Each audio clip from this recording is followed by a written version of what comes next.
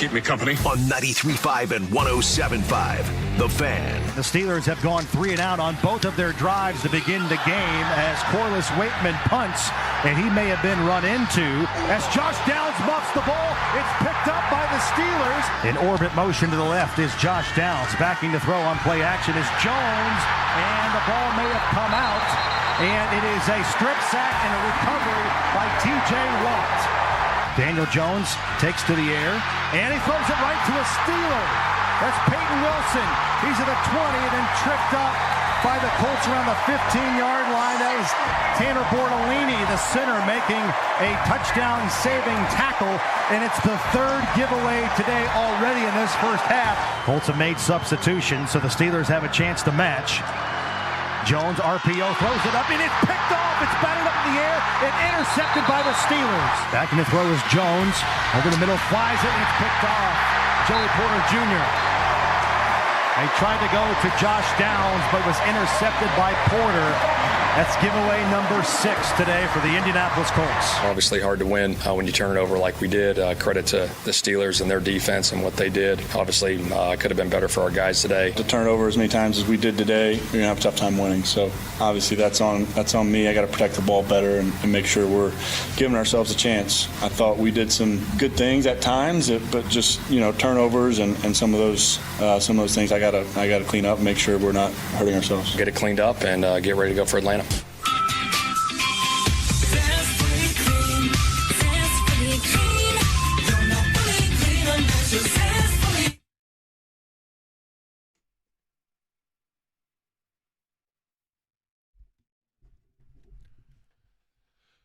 So that's how it sounded yesterday. The House of Horrors continues for the Colts. I had to be very careful in the way I said that.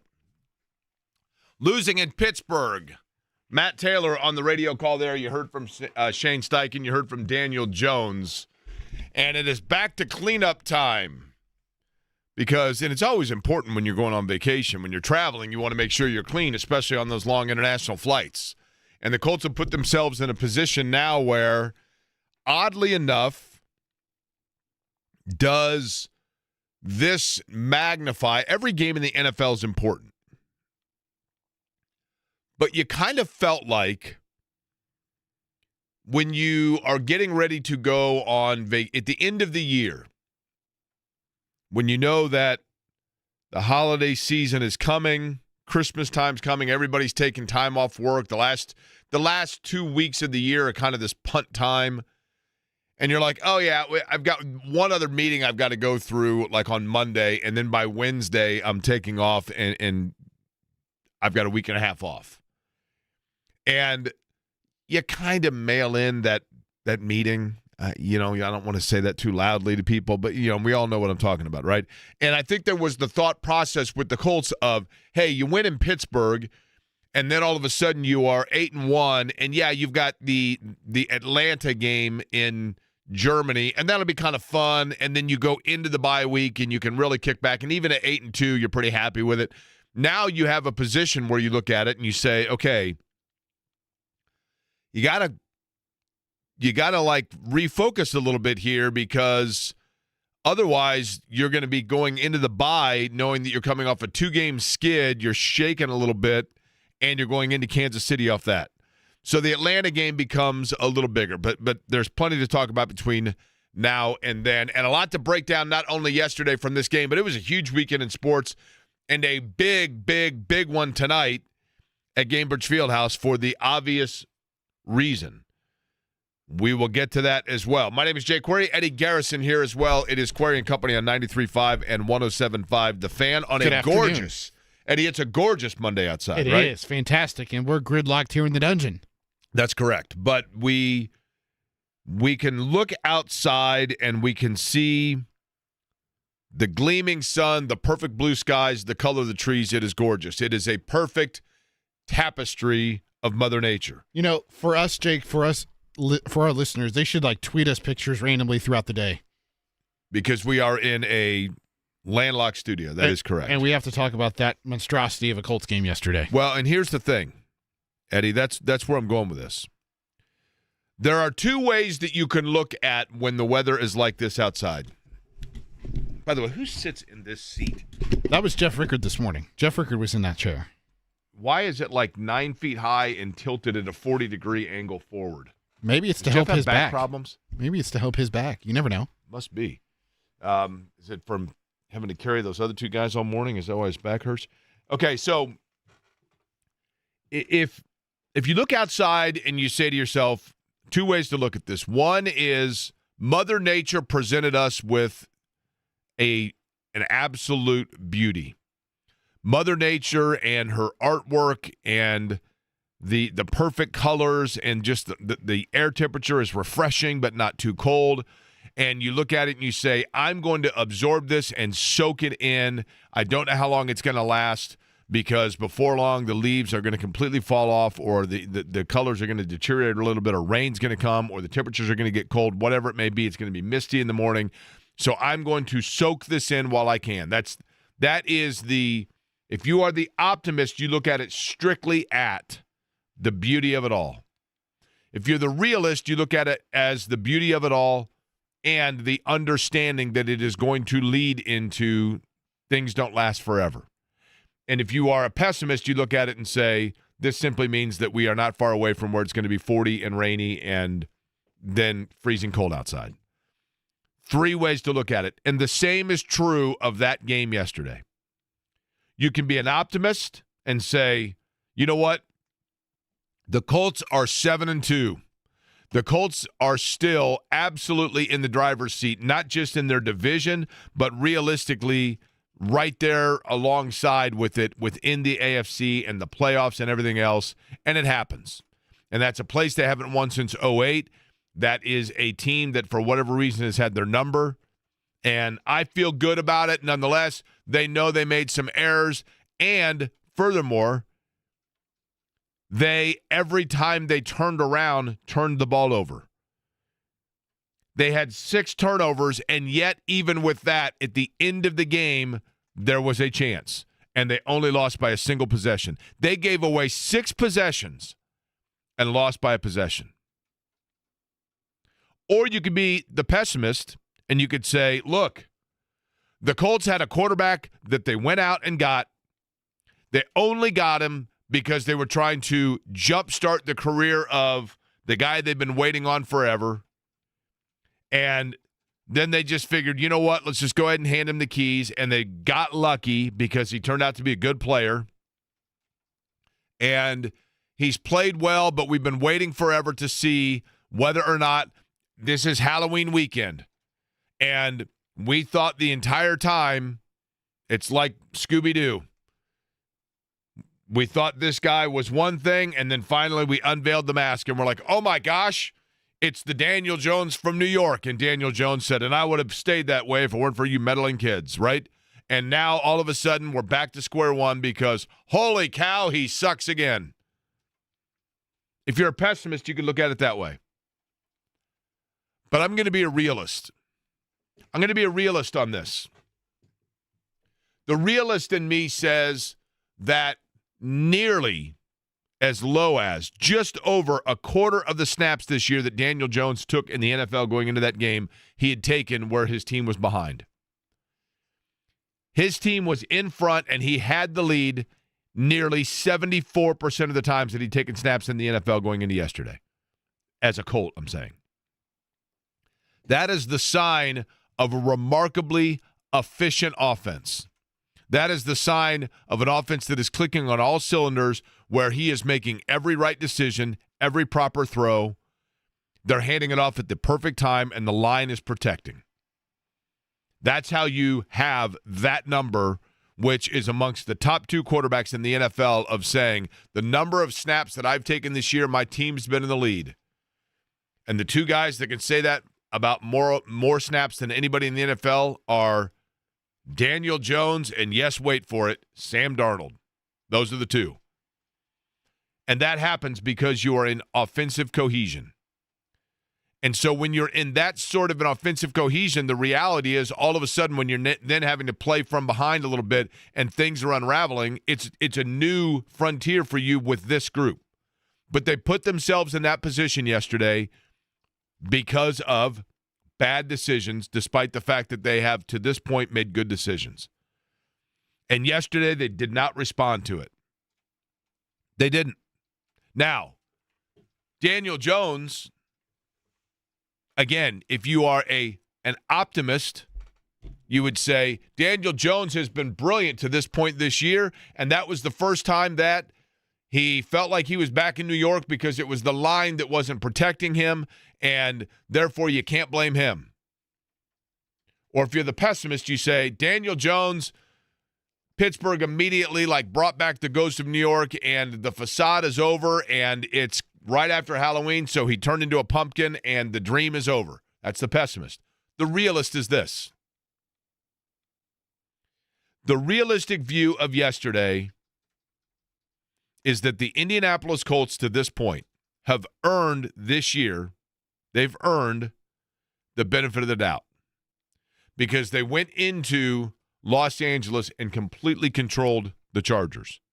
They had a game against the Raiders at home that they got out to a lead, and they completely dominated that game. They had a game at the beginning of the year against Miami who was hapless, and once they got the lead, they kept their foot on the accelerator, and they did what good teams do. Good teams don't just beat bad teams. They control and they break the will of bad teams. And the Colts have done that to this point this year. And so for the conclusion or the overall summary that I have about yesterday, it would be, fool me once, shame on you. Fool me twice, shame on me.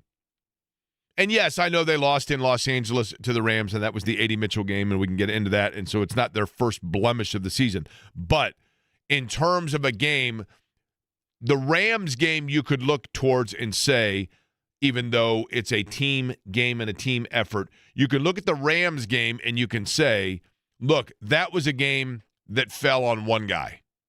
One guy had two critical errors that swung that game for them. And yesterday was a game that falls on all of them. Their offensive line was terrible. Their quarterback was irresponsible.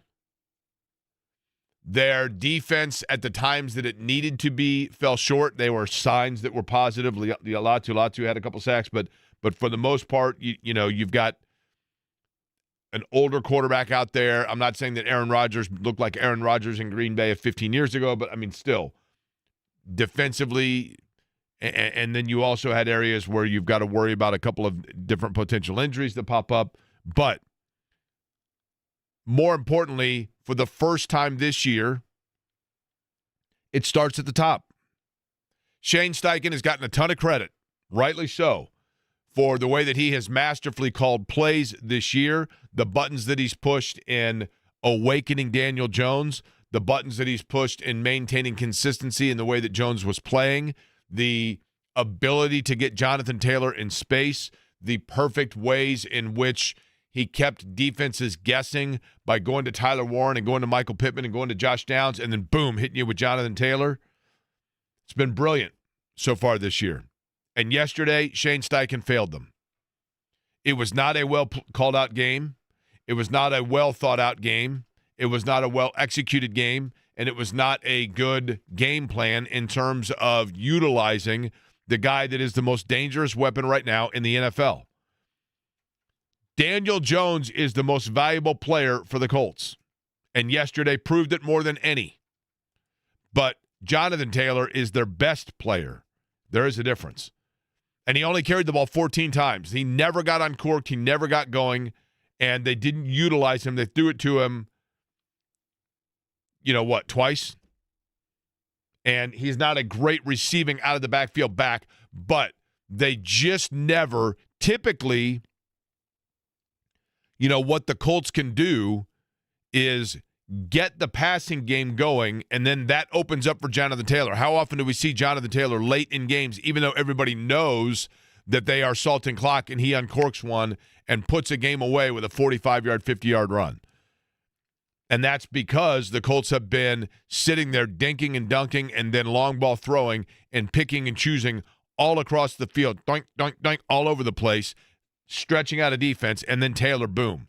Yesterday, they never allowed, first off, for that to happen because they couldn't get their passing game going. But then once that took place, they never went back to it and said, maybe the way to get our passing game going now is let's force them to start loading the box by getting Jonathan Taylor involved. They never gave it adequate responsibility and time for Jonathan Taylor to get going.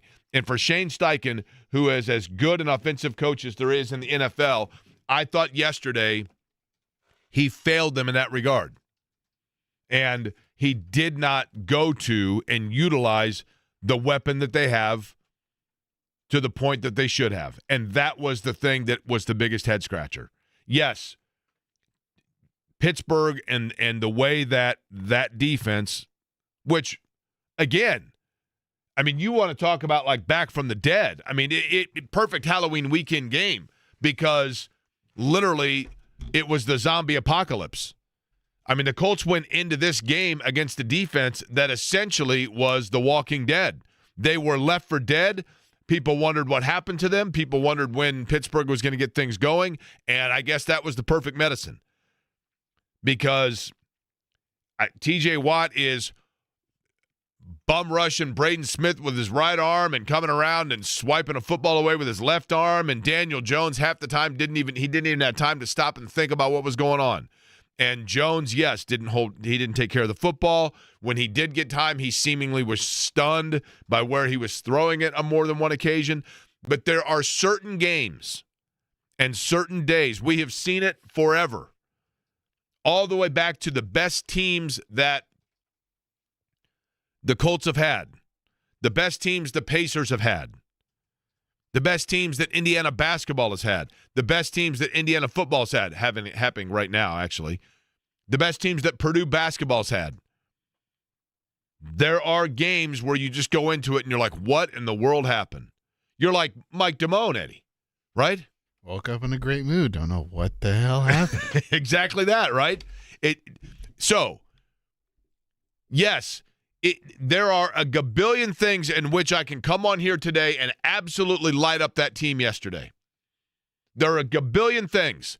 Chris Ballard, trade deadline is tomorrow. What are you going to do? What are you going to do? Are you going to bolster up the pass rush? You going to go out and get yourself some help at corner? You going to get safeties? What are you going to do? Your leading tackler yesterday in that game was a guy that wasn't even on your roster 6 weeks ago. So what are you going to do? And now you are in a situation where you're getting ready to go in. Yes, Atlanta, Michael Penix doesn't jump out the page at you, but you know who's coming up here the remainder of the schedule? Patrick Mahomes. Sam Darnold. Whoever would have guessed it, we'd be saying that about Sam Darnold. But if you saw what Sam Darnold did last night for Seattle,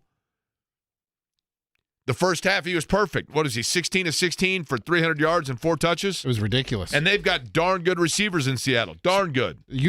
No team can stop Jackson Smith and Jigba right now.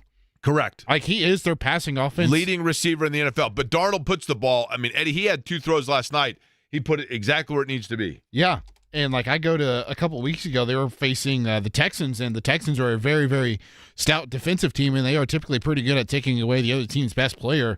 And even they couldn't take away Jackson Smith and Jigba. San Francisco. Does San Francisco jump out at you as a great passing team? I don't know about that, but McCaffrey, you've got them late in the year when you need wins. Then you've got Jacksonville, who knows what's going on there. But the point being, what are you going to do, Chris Ballard? We could sit here and go on and on about that. Yesterday was a game where the little things that to this point you have felt good about with the Colts to this point of the season all expose themselves at once. And again, fool me once, then shame on you. But fool me twice and shame on me. They have fooled us once. Yesterday they fooled us because we thought going in they would play better than that. The question becomes, was that the real Colts? Or were we simply fooled once by an off day? And as of right now, it is my belief that they have earned the benefit of the doubt in the way that they played to this point. And yes, Daniel Jones was not good. And yes, the play calling was not good. And yes, the offensive line was terrible. Terrible. Inexcusably bad. And I could sit here and jump up and down and kill them about it, except for the fact that I believe that that's the anomaly. But, Eddie, you tell me if I'm being too kind. No, I think they've earned the right. I mean, it just had that feeling, Jake, to where the Steelers were playing so bad for a stretch of time where it's like, okay, they're going to figure it out. And like it was only a matter of time, and it just felt like it could have been one of those games where it's like, okay, look, we'll change some things up defensively, which they did end up doing, by the way. They ran 2 more high safeties than they had done any other game this year, and they moved Jalen Ramsey from corner to safety. They trade for Kyle Duggar, and he's their other starting safety, so they pretty much have 2 new starting safeties back there, and they just kind of made things simple, and they tried to force the Colts to throw to the outside the numbers, outside the hash marks, and took away anything over the middle of the field, and took away Jonathan Taylor in the run game, and it worked out for them yesterday. And it's not like Pittsburgh's any slouch. Like, you look at the names on paper, those are guys that you respect, and you would figure that they'd be having a better year statistically, defensively than they had going into that game. Do you remember which game was it in the NBA playoffs? I think it was New York. Was it New York? Was it the New York series where, help me out here, Eddie, or maybe it was game 6 against Oklahoma City where it was like a 38-point game. Ben Shepherd hit a 3 at the end of the third quarter and was standing there with his arms out because everything was going, and Neesmith. Which game was that? I think it was like game 3. Wait, no. Were the Pacers the higher seed against New York last year? That was the New York series, correct? I think so. People are like yelling at their car right now. I believe it was game, because it went 6 games against New York, right? You know which game I'm talking about, right? It wasn't the game here where it was not game 6 against Oklahoma City, right? It wasn't New York. It was Cleveland. Game 4 against the Cavs. Okay. And they literally were hit. They blew them out of the building, right? Mm-hmm. That was one of those games. How many did they win that game by? They ended up winning by 20. They were at one point up like 38 points in that game. The Indiana Pacers last year, as good as they were, and they were elite, obviously, they were not a 38-point team on most nights better than Cleveland. And I know, like Mark Boyle would say, well, no, they were 38 points better because they were leading by 38, meaning they were, yeah, I get it. But there are certain games where you look at it before your very eyes and you're like, every single thing is just going one team's way, and it's like this avalanche. And for whatever reason that night, the sports gods are leaning towards one team, and everything falls their way. And the Colts yesterday saw that against Pittsburgh.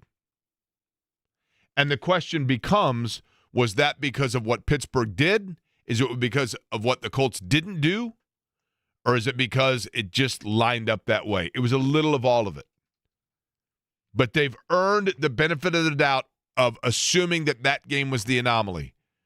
But you got a quick turnaround now because you got to go to Germany and play against Atlanta and a team that is very good defensively. There are reasons for concern in that. We'll get into that coming up just about 20 minutes from now. Mike Chappell on the program, 1 o'clock today. We're also going to go to Milwaukee because guess who's back?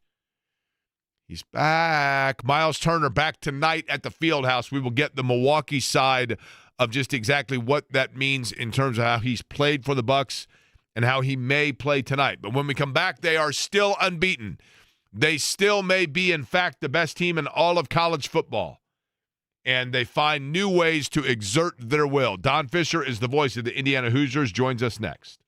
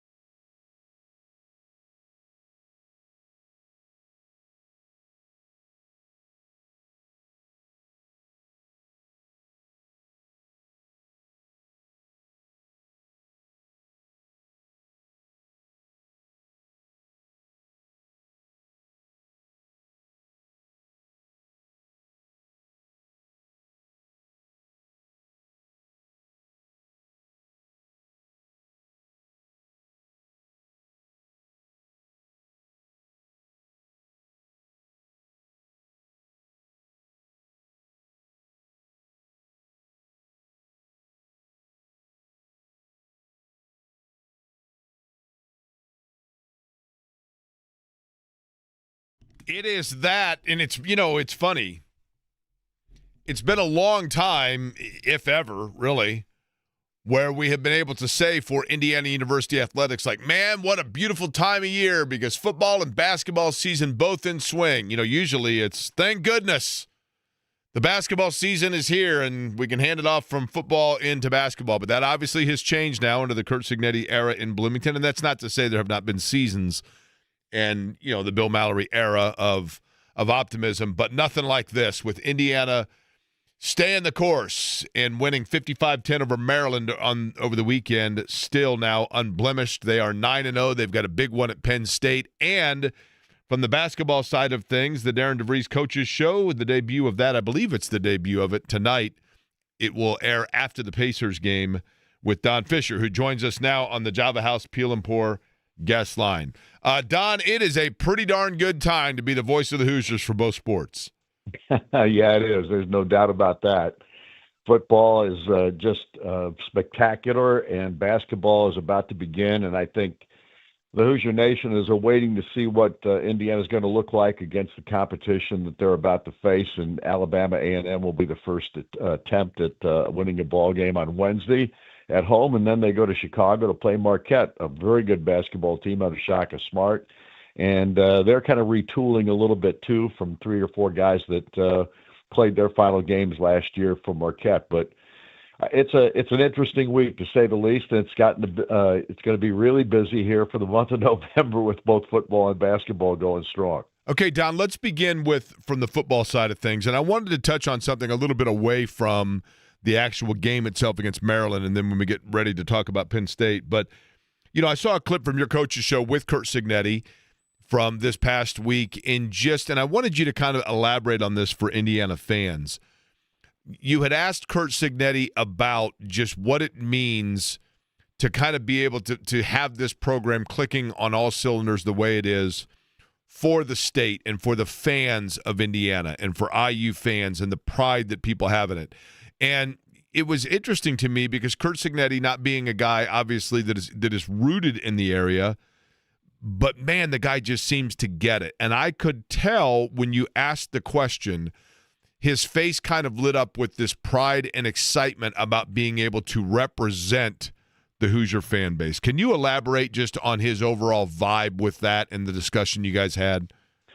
Well, I think the biggest thing for Kurt about Indiana football is this. And when he got here, as you know, this program was going nowhere at that point, and he had to light a fire under the fan base because the fan base has been used to losing all these years. And I say that because since 1994, Indiana's had 3 winning seasons prior to last year, and they were intermittent at best. Yeah, they went to a couple of bowl games with 6-6 teams, that kind of thing, but nowhere near the kind of success that Indiana is having now. And he knew that this program needed a kick in the butt, especially from a fan base perspective, and that's why he was pretty outspoken and pretty bravado-ish, if you know what I'm saying, in regard to the things he said last year. He wanted people to understand this is not the same Indiana that you are used to seeing. And I think the fan base, as electrified as they've become, didn't recognize that right away, but they bought into it, maybe 4 games into the season last year. And from that point forward, it's been basically sellouts for every ball game and a fan base that has, obviously engulfed themselves with the excitement of Indiana football. And I think that part of it for him is huge because, like I said, when he got here, there was no interest in football. And obviously he put the kick in the pants on the very first thing he said to a crowd at our Maryland basketball game that night. And ever since then, Katie bar the door because Indiana football has become something special. Now, in the game on Saturday against Maryland, Don Fisher, the voice of the Hoosiers, our guest, Java House Peel and Pour guest line. Elijah Surratt was injured early in that game. We know it was a leg injury. Don, I have not heard any more specific or anything beyond that. Is there any new information you can tell us about the injury to their star receiver?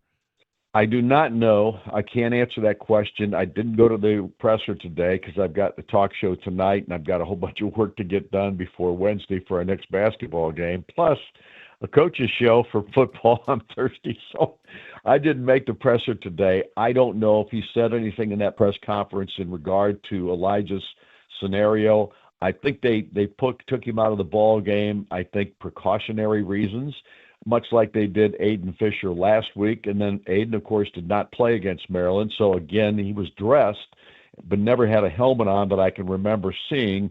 So I think everything from this point is a cautionary type thing. I'm not sure that there's aside from Drew Evans, I think he's going to be out for another week or two, maybe even longer than that. I don't know. Much like last year, he got hurt late in the season, if you remember, and he was unavailable for the rest of the year. I don't know that that's the case with him this year, but it sounds like it's more than a week-to-week thing, maybe 2 or 3 weeks before we actually know what his status is going to be. So injuries are starting to play a factor with this football team. I don't think there's much question about that. Elijah Surratt is huge for this football team, as you know, and he has had a tremendous year. I think he's in the neighborhood of 48 or something like that games now where he's had a catch in ball games through his career at James Madison and of course here at Indiana. He's spectacular, but the cupboard's not bare at the wide receiver position. Charlie Becker came in last week. I thought he played very well in the ball game. He blocked really well. He made some critical catches at different times. And, of course, they've got Omar Cooper. They got a kid named LeBron Bond who's a freshman that has looked very good in fall practices and spring practices as well. So they can take their time with these guys, is what I guess I'm telling you, is that Elijah Surratt, if he isn't full go coming up this week, he will not play. I guarantee you that. He will be kept out of that lineup until he feels like he's 100% or is 100%. So at this juncture, injuries are starting to play a little bit of a factor with this football team. It gives you a little bit, maybe not quite the depth that you had previously.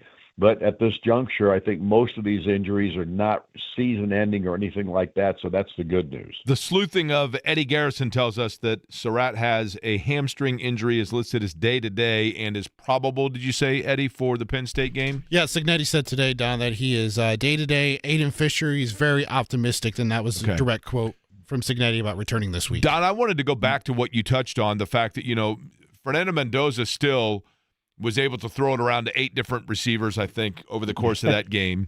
Yep.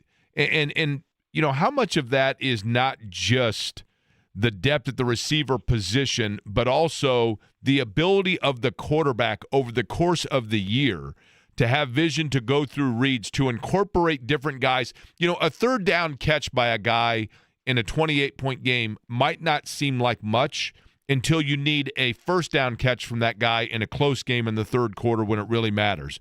And to me, Mendoza's ability to get everybody involved over the course leading up to this point is a big part of the depth at the receiver position that we're seeing now. Would you agree with that? Oh, absolutely. I mean, that's a big part of any passing game, is the ability for the quarterback to make the reads and make the right decisions as to who to go to, and then be accurate with his throws. And I think Fernando's done a remarkably good job of that. I think, when I watched him in the spring, I still thought he had some very happy feet out there because of the lack of protection that he had at California coming in. 47 sacks, I think he suffered last year. But he has dramatically improved that area. I don't see that happy feet stuff at all anymore. I'm not saying that he can set his feet on every throw, because obviously the other team has people rushing you and things like that, and that happens now and then.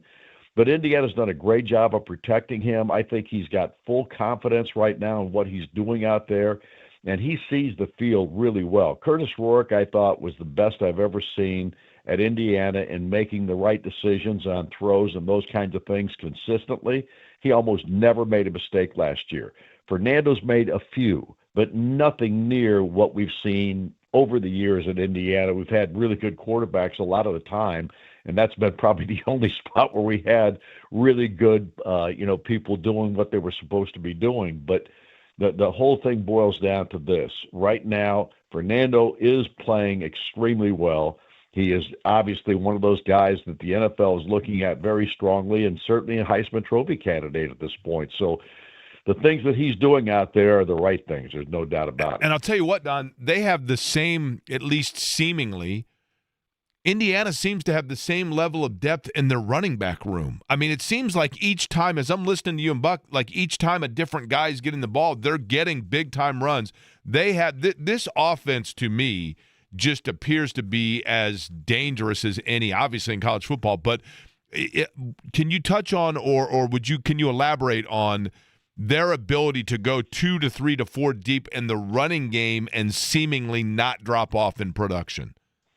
Well, that's pretty much a hallmark of what Curt Cignetti has had in his career, at least at James Madison and here at Indiana, are at least 2 or 3 or maybe even 4 running backs that they can count on, and they can go to any one of those guys, and the production doesn't seem to tail off. I mean, Kobe Martin comes in the ball game on Saturday again and runs roughshod. Every time he carried the football, he was gaining big yards.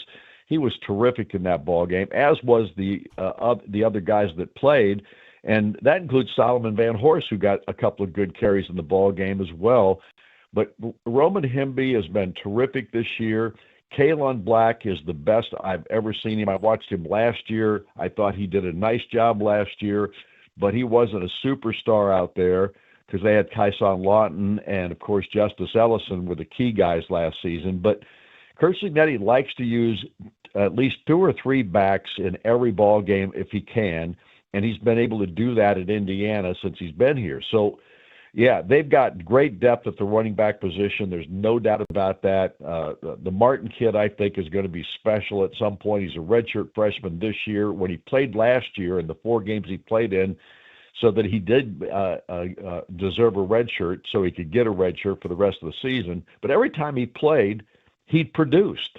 And he's doing exactly the same thing this year and is in that mop-up role. And it hasn't really mattered who the offensive linemen have been out there in front of him. He's still able to gain yards. So they've got a really good bevy of running backs. That running back room is as deep as any in the Big Ten, no question. Don Fisher, our guest, voice of the Hoosiers in both football and basketball. He's on the Java House Peel and Pour guest line. So in conclusion, Don, let's switch to basketball real quick. Again, Darren DeVries Coach's Show tonight, this radio station, right after the Pacers-Bucks game. And, Don, I'm going to be Wednesday night, I'm coming down to the game, and let me explain.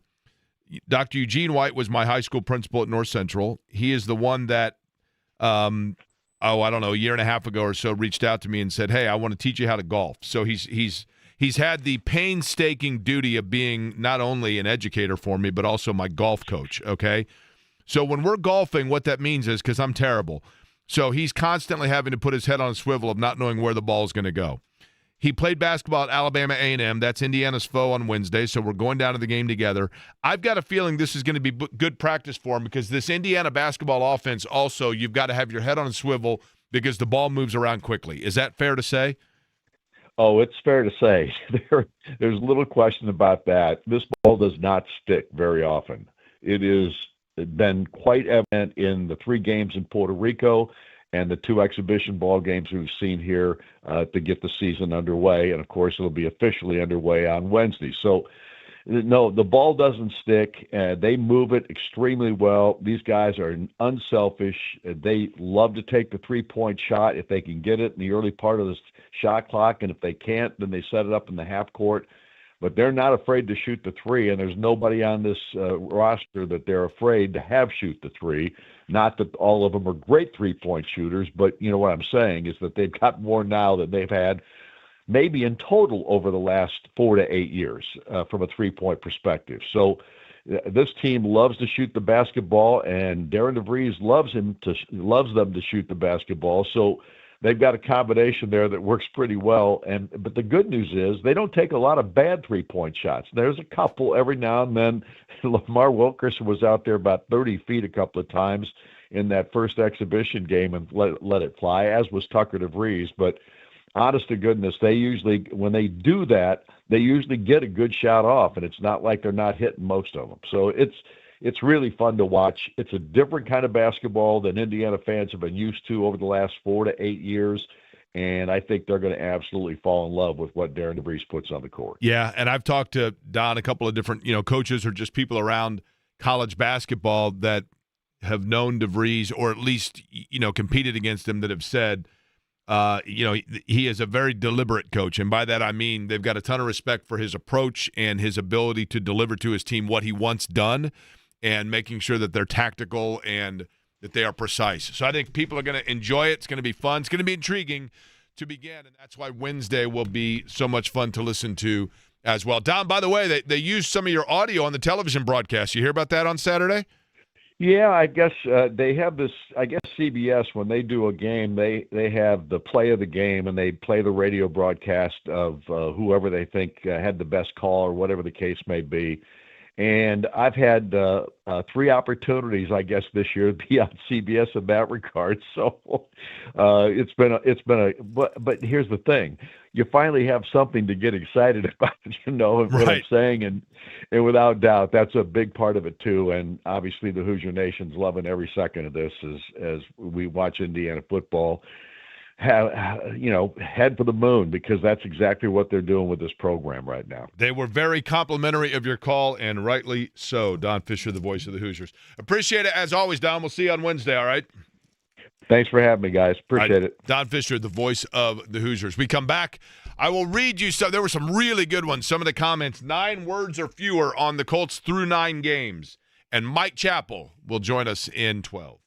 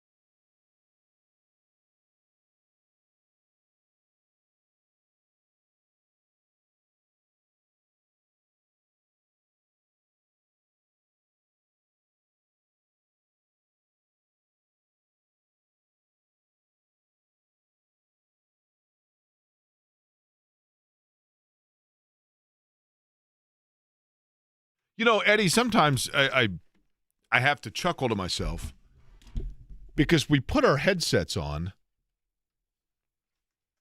when we come back and it's just the two of us, and then I think to myself, why am I wearing the headsets? You're sitting right here. You're right across from me. Well, it makes sense for me to have my headphones on. To make sure that AKA the audio's the going out? headset. Yes, to make sure. Okay. Yeah, the headset for me to put it on over here. Yeah. Make sure you're going out over the radio. Can't have dead air.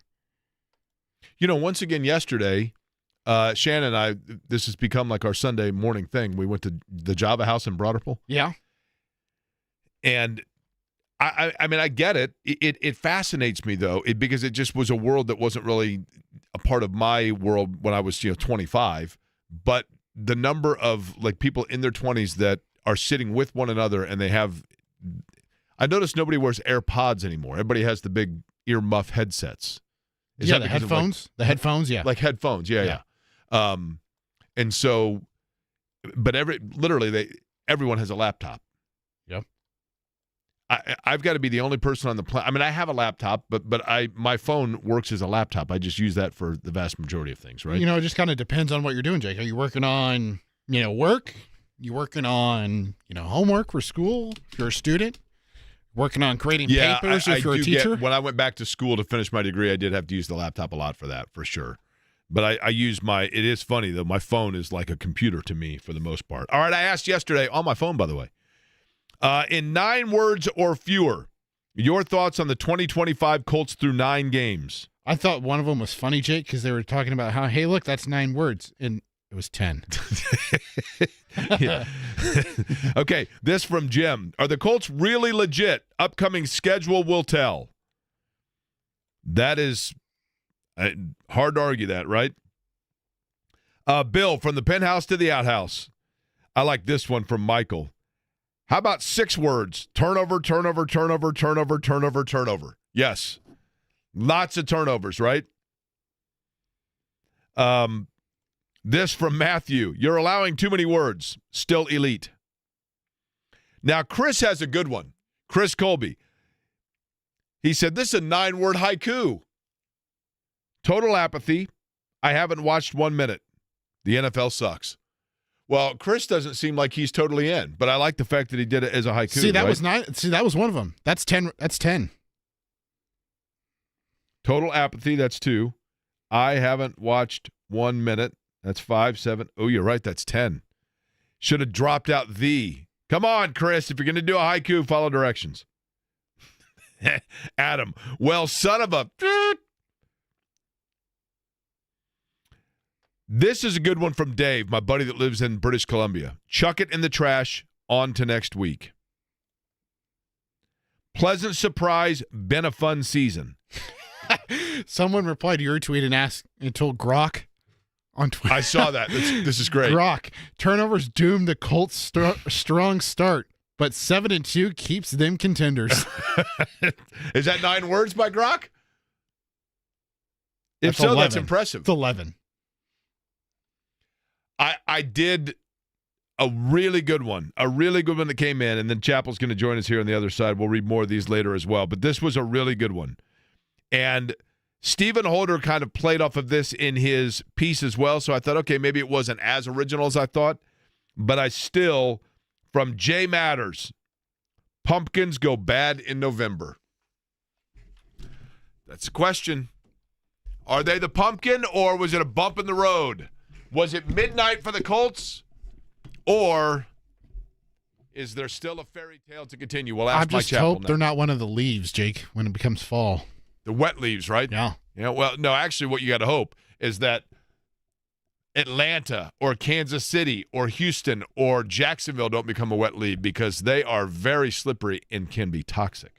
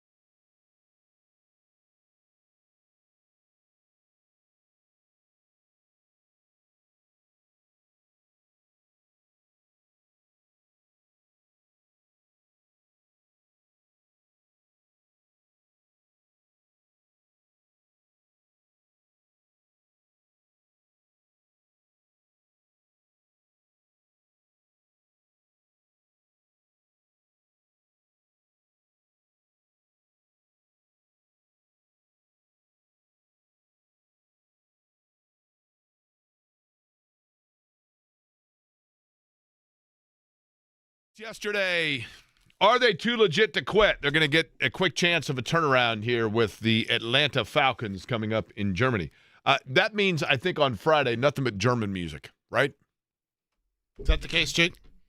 Guten Tag. I think somebody from the Colts is joining us tomorrow to explain everything that's going on and how this all got, situated. How much German do you know? None. I'm kind of like Val Kilmer in Top Secret. I know a little German, and he's over there. Little guy stands up and waves in the restaurant. Esoteric joke that only a few will get, but if you did, you're laughing. I'm actually going to be in Germany the week after that, right? But they're in Frankfurt, right? No, they're in Berlin. Berlin, that's right. Frankfurt's where they played last time. That's right. And I'll be in Munich. But the Colts and Falcons now, they're coming off of, obviously, a game against Pittsburgh that can go one of two ways in terms of your perception of it. Joining us now on the Java House Peel and Pour guest line, he is with WXIN, Fox 59, and CBS 4, Mike Chappell. Chap, I'll begin with this. Yesterday, in terms of just the overall collapse of taking care of the football, did you chalk that up as sometimes the sky just falls in on you, or schematically, did Pittsburgh do something to exploit an area of the Colts offensive line that others, did they crack a code, so to speak, that others can now take advantage of? Well, yeah, as long as you've got T.J. Watt and Alex Highsmith and Hayward in the middle. So it's personnel. And there's no question that was the worst offensive line performance of the year, probably by a good lot. What was it, 4 sacks and a deflection for an interception, and the other interception one of them might have been a pressure interception. If you can't protect the quarterback, you have no chance. That's why we always talk about the value of Bernhard Raimann. I realized he had a tough game and had some up and downs this year.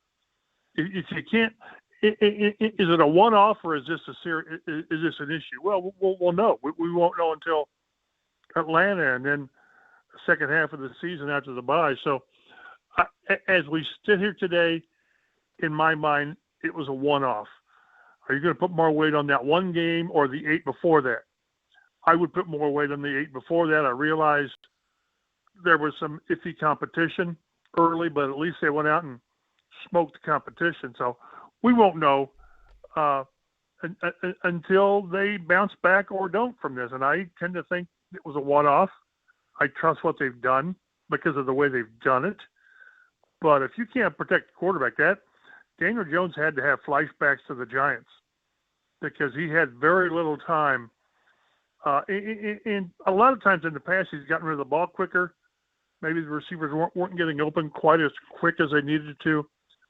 But we saw how any quarterback performs when their protection is leaky and beyond leaky. I mean, Patrick Mahomes has not played well when his line has failed him. So it starts up front. And every time that they've won this year and played well, the offensive line did this, the offensive line did that. That's fine. And then when it doesn't play well, this is what might happen. Chap, did you think over the course of the game, do we blame Shane Steichen for not getting Jonathan Taylor more involved, or was that simply a coach that looked at it and schematically knew that whatever they came up with was not going to change the way the line was getting manhandled? Yeah, I thought he should have run more in the first half, but that's not what they've done this year. They've roughly thrown the ball 60% of the time first half, set up the run with the pass. It's the old throw to score, run to win. Well, you gotta score if you're gonna do that. And then the game got away second half, so I didn't that didn't bother me too much. I never liked for Taylor to get 14 carries. He had 12 last week, which wasn't enough, even though they blew the doors off the team. So it's easy to look back and say they should have. I thought they should have run the ball a little bit more, but that's not what they've done this year. That's just not been the way they've operated the offense. And then when you try to throw and you're just getting rushed or getting sacked and you're in long yardage and all that, and And, again, four turnovers in 8 games and 6 against the Steelers. That's an aberration, I hope. But, yeah, whenever you lose, you should have did something else. And one thing I didn't get too hung up on, they didn't quit. They were down. It was a one-possession loss. Did that feel like a one-possession loss? That's the amazing thing. If you were an optimist, and I mean, Chap, let's be real. I mean, I'm known as anything. I walk out of the house and it's just instant sunshine, right? I'm not even allowed to go anywhere near the Arctic Circle just because of, they don't want me melting stuff. But having said that, kidding aside, yeah, the fact that to have 6 turnovers and lose by 7 points is pretty darn remarkable, all told. And that has to give you some level of combination of, wow, they shot themselves in the foot, and combination of, well, they must be pretty darn good, right? Oh, yeah, if you want to take that. But if you watched the game, you knew that it wasn't a one-possession game. No, I get it.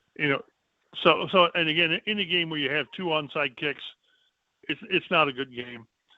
And, they had a successful fake punt. They were 5 of 5 on 4th down. So, they gave themselves a chance, yes. But if I'm not mistaken, it was 27-7 going into the 4th quarter or something thereabouts. But yeah, at least they made a game of it. But they didn't make the Steelers do anything on offense. What they have, 250 yards, whatever, on offense. Didn't make them do anything. And if you don't make them do anything, all they're going to do is, those dink and dunks and underneath. And, Jalen Jones comes back and helps hold Metcalf to 2 catches for whatever it was, 7 or 8 yards. But you don't win. You can't win with turnovers like that. And again, I think it's a one-off. I went and looked at since 2000, teams that had 6 or more turnovers, they were 592-1. So you don't win.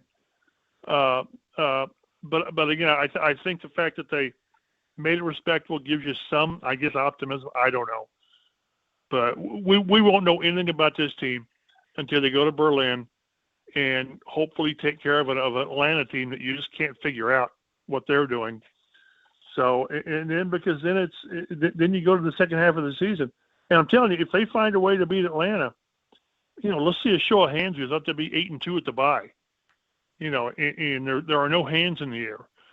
But, Chap, does the Atlanta game – I mentioned this earlier. Mike Chappell, our guest, CBS 4 and WXIN, Fox 59. He's on the Java House Peel and Pour guest line. The Atlanta game now, and I get it, the NFL is 1 week at a time, right? However, you have the bye following that, and then you have Kansas City, which looms. I mean, everybody – and players can tell you they don't look – everybody's looking at that Kansas City game.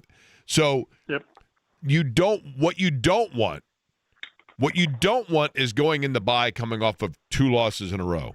So does this in any way almost kind of increase the magnitude of this Atlanta game of making it must win is an extreme word, but real important to win, as opposed to, hey, we've done really good work and let's hope we get this one and go in and then that's it. You see what I'm saying? Yeah, it's very easy to start 7-1 and then let it get away from you. Good teams don't do that. Good teams, as a couple of players, and it's funny how in the locker room players were saying, well, you learn from this and learn from that. Well, okay, only, like Quentin said, only if you win. Only if you learn from it and come back and win. So, yeah, it must win, no. Be a good idea to win, yes. Because, again, you come out of the bye and you're at Kansas City, then you've got Houston and Jacksonville. And you got Houston again and Jacksonville again and San Francisco. So you've got to get back to where you were playing, because the way they were playing, they would need to play like that most of the time to win a good portion in the second half of the season, because the schedule is tougher. And Houston's defense will be the best they've seen. Kansas City, you just don't know. Everybody had them as a lock that all of a sudden they got their act together and they're the Super Bowl favorites again, and Mahomes is this, that, and the other, and then they go and Buffalo beats them. I realize it was one position game, but they beat on pretty good. Mahomes wasn't himself, so it is week to week. That's why what's really important is not letting the Pittsburgh thing linger. Get the offensive line fixed. Everybody had a bad game. Quentin kept getting pushed back in the backfield. Matt Gonzalez got beat a couple times. So how do you respond? And you just knew we've known that people were waiting to see the Daniel Jones of the Giants years reappear. There's no question about that. Even after all he had done in 8 games, well, then he had a Giants-like game with the turnovers, 5 turnovers he had. Holy smokes! So it's incumbent upon him and the team to put that behind him. And every team has a clunker. They do. Carolina won at Green Bay yesterday. I mean, come on. It was a crazy day all around yesterday, right? No I mean, question. they were just. I mean, that's what the NFL, chap. That's what the NFL is designed for, right? In baseball, everybody loves spring training because hope springs eternal, and everybody's team has a shot, right? And in the NFL, everybody's team has a shot every single week. I mean, that's why it is what it is. There's a handful of teams that suck, but no, your point's well taken. And we talked like last week of all the years where the Colts will be playing really well and all this. This is a year that maybe something can happen because nobody's really stepping up. You know, Minnesota with their rookie quarterback goes into Detroit and wins. So the teams that you thought were going to be a head and shoulders above, I still think Buffalo's pretty good. I still think Kansas City's pretty good. I've never really put I always had the Colts like third behind those guys. This was before yesterday. But you're in the mix, and you're still, as bad as that day was, you still got the best record in the league. And if I looked at it right, you got the number 1 seed. Well, that's fine at the midway point, but now you've got to, gather yourself. Steichen's done a good job of keeping them pretty well grounded. Maybe they needed, and this is a reach, maybe they needed to be knocked down a little bit so they don't start believing that they were all of that. You know what I mean? They were just going to go out there and score 30 a game and finish 14-3 and all that. So maybe this is something, a reality check that if you don't do what you're supposed to do, protect the quarterback. Well, Chap, it's the biggest cliche in sport, but you shouldn't be defined by a loss. You should be defined by how you react to it, right? Right. And how you respond and how they're going to react, I don't know. We'll see. Did you happen to watch last night the game between Seattle and Washington? Did you see any of that? Yeah, I saw most of it because I have no life, but yes. Okay. Well, can you agree? And actually, I think you do have a life, and I'll tell you why, because here's why you watched a lot of that. Can you agree, or can we all agree, or you can be wrong, that Seattle and the uniforms they wore last night are the greatest uniforms in the history of the NFL? Yeah, pretty cool. Pretty cool. And this is the same day that the Packers had those throwbacks. It's all marketing. I understand that, but some of these are just not very good. I think the important thing that the NFL forgets about, Chap, is that for the throwback uniforms, they need to be uniforms that are thrown back to an era that there's at least one person on the planet that remembers when they wore those. I know. You know what I mean? I know. Like here's Steelers. the 1912, yellow jacket, Right. the Dayton Yellow Jackets. Yeah, okay. I mean, are there any season ticket holders left over? You know what I mean? But that's what pro teams do, all of them. They have 5 or 6, 7 different uniforms if you're baseball and the NBA, and I understand that. But then if you're a parent at home and your kid loves your team, you're going to fork out money for 5 jerseys. I mean, right. That's I understand why they do it. But yeah, and whenever the Colts have their throwbacks, you're thinking, I thought they were wearing throwbacks. And unless you see like the double horseshoe in the back of the helmet or extra stripes on the arms. I'll tell you the Colts throwback, Chap. Here's the Colts throwback that I don't know that I've seen them wear. Okay. But if every team in the NFL, and this would be a fun exercise, if every team in the NFL was forced to wear their 1984-85 uniforms, which was the first year that the Colts were in Indianapolis. Yeah. The Colts throwbacks would be the gray pants with the horseshoe on the left hip and the number in the middle of it, right? Isn't that right? Yeah. Yeah. I've never Yeah. but if everybody was wearing their 1984 uniforms, then I think the winner still is Seattle, or maybe some would say Denver, right? Denver's cool. I thought San Diego's are cool. The powder with the lightning bolt. Yeah, but I like for those. sure. For sure, those are good. But that's more like Yeah. 70s Chargers, right? Right. Did you like the Bengals with the tiger stripes? They were like black. I kind of like that. That's pretty hard to The other argue day, that. Yeah, it's pretty hard Pretty to argue. cool. Now you can argue the Smash Pumpkins helmet, but still, those black with the tiger stripes are really cool. Now, how about this? Buffalo. Do you know why Buffalo? Do you remember when Buffalo had like dark red and blue helmets as opposed to the white helmets? Yes. Do you know why they switched? No. True story. Joe Ferguson, their quarterback, was colorblind. And so it made it easier for him to differentiate offense to defense. And I can't remember if that was – I'm not colorblind, so I don't know how this would work. I don't know if that was when they went to the white helmets or when they went to the darker, like, colored helmets because it was easier for his eye to distinguish. I think Joe Ferguson played a year here. He did, didn't he? When he was like 40 or 41, yeah. At the end of his career, right? Kind of like Mark Rippon, right? This is where quarterbacks go to die. Yep. Well, it helps when you have a young prodigy that everybody's like, yeah, I'll hold the clipboard for Peyton Manning for a year, right? Right. Chap, Right. trade deadline tomorrow. As a matter of fact, I believe, like 27 hours from now, something like that. Do you think we're going to see Chris Ballard making a move? Yes. Yes. I just think because we may have talked about this last week, where they are, 7-2, everything in front of them, and they have deficiencies, and they have the wherewithal, the resources to go and get somebody.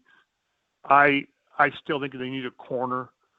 Now, I'll tell you, with Cincinnati playing themselves out of it, maybe Trey Hendrickson's back on the market. I think Diana Rossini of the Athletic mentioned that they still want like a first-round draft pick. I don't know that Chris does that. I just don't. Because with Hendrickson, let's just say it's Hendrickson, you're getting a quality guy who's missed the last couple of games with a hip injury, but he's 31, and if you trade for him, let's say you traded one for him, he's a free agent next year, so you've got to trade for him with the idea that you're going to give him edge rush money in the long term. So I don't know if that's going to happen. I think a corner. I think they have an interest in Cincinnati's at Cam Taylor-Britt. I think they have an interest in him. And the Bengals' interest in being sellers should be, more so now that they've, squandered another big game with a crappy defense. And whatever teams are asking for today, if it's a 1, if it's a 2, if it's a 3, I really think the price goes down as the deadline appears. Well, we can't get a 1, and we really want to trade this guy. Will we take a 2? Will we take a 3? So, I saw Jalen Phillips was traded today for a 3. Some people think that's a bit high, but if you're going to get a player, you've got to give up something. And are you getting a young player that you might re-sign as part of your future? Is it a 1, not a 1 year, but a half-year rental? I think they make a move. I think it's a corner. Maybe he'll shock us with a pass rush. I thought the pass rush was decent yesterday. I was going to say, lost in all of the dramatics of the game itself, Chap, did we kind of sleep on the fact that maybe Latu is starting to show a little form? Yeah, he's getting away from the almost sacks to sacks. What do you have, 2.5? Correct.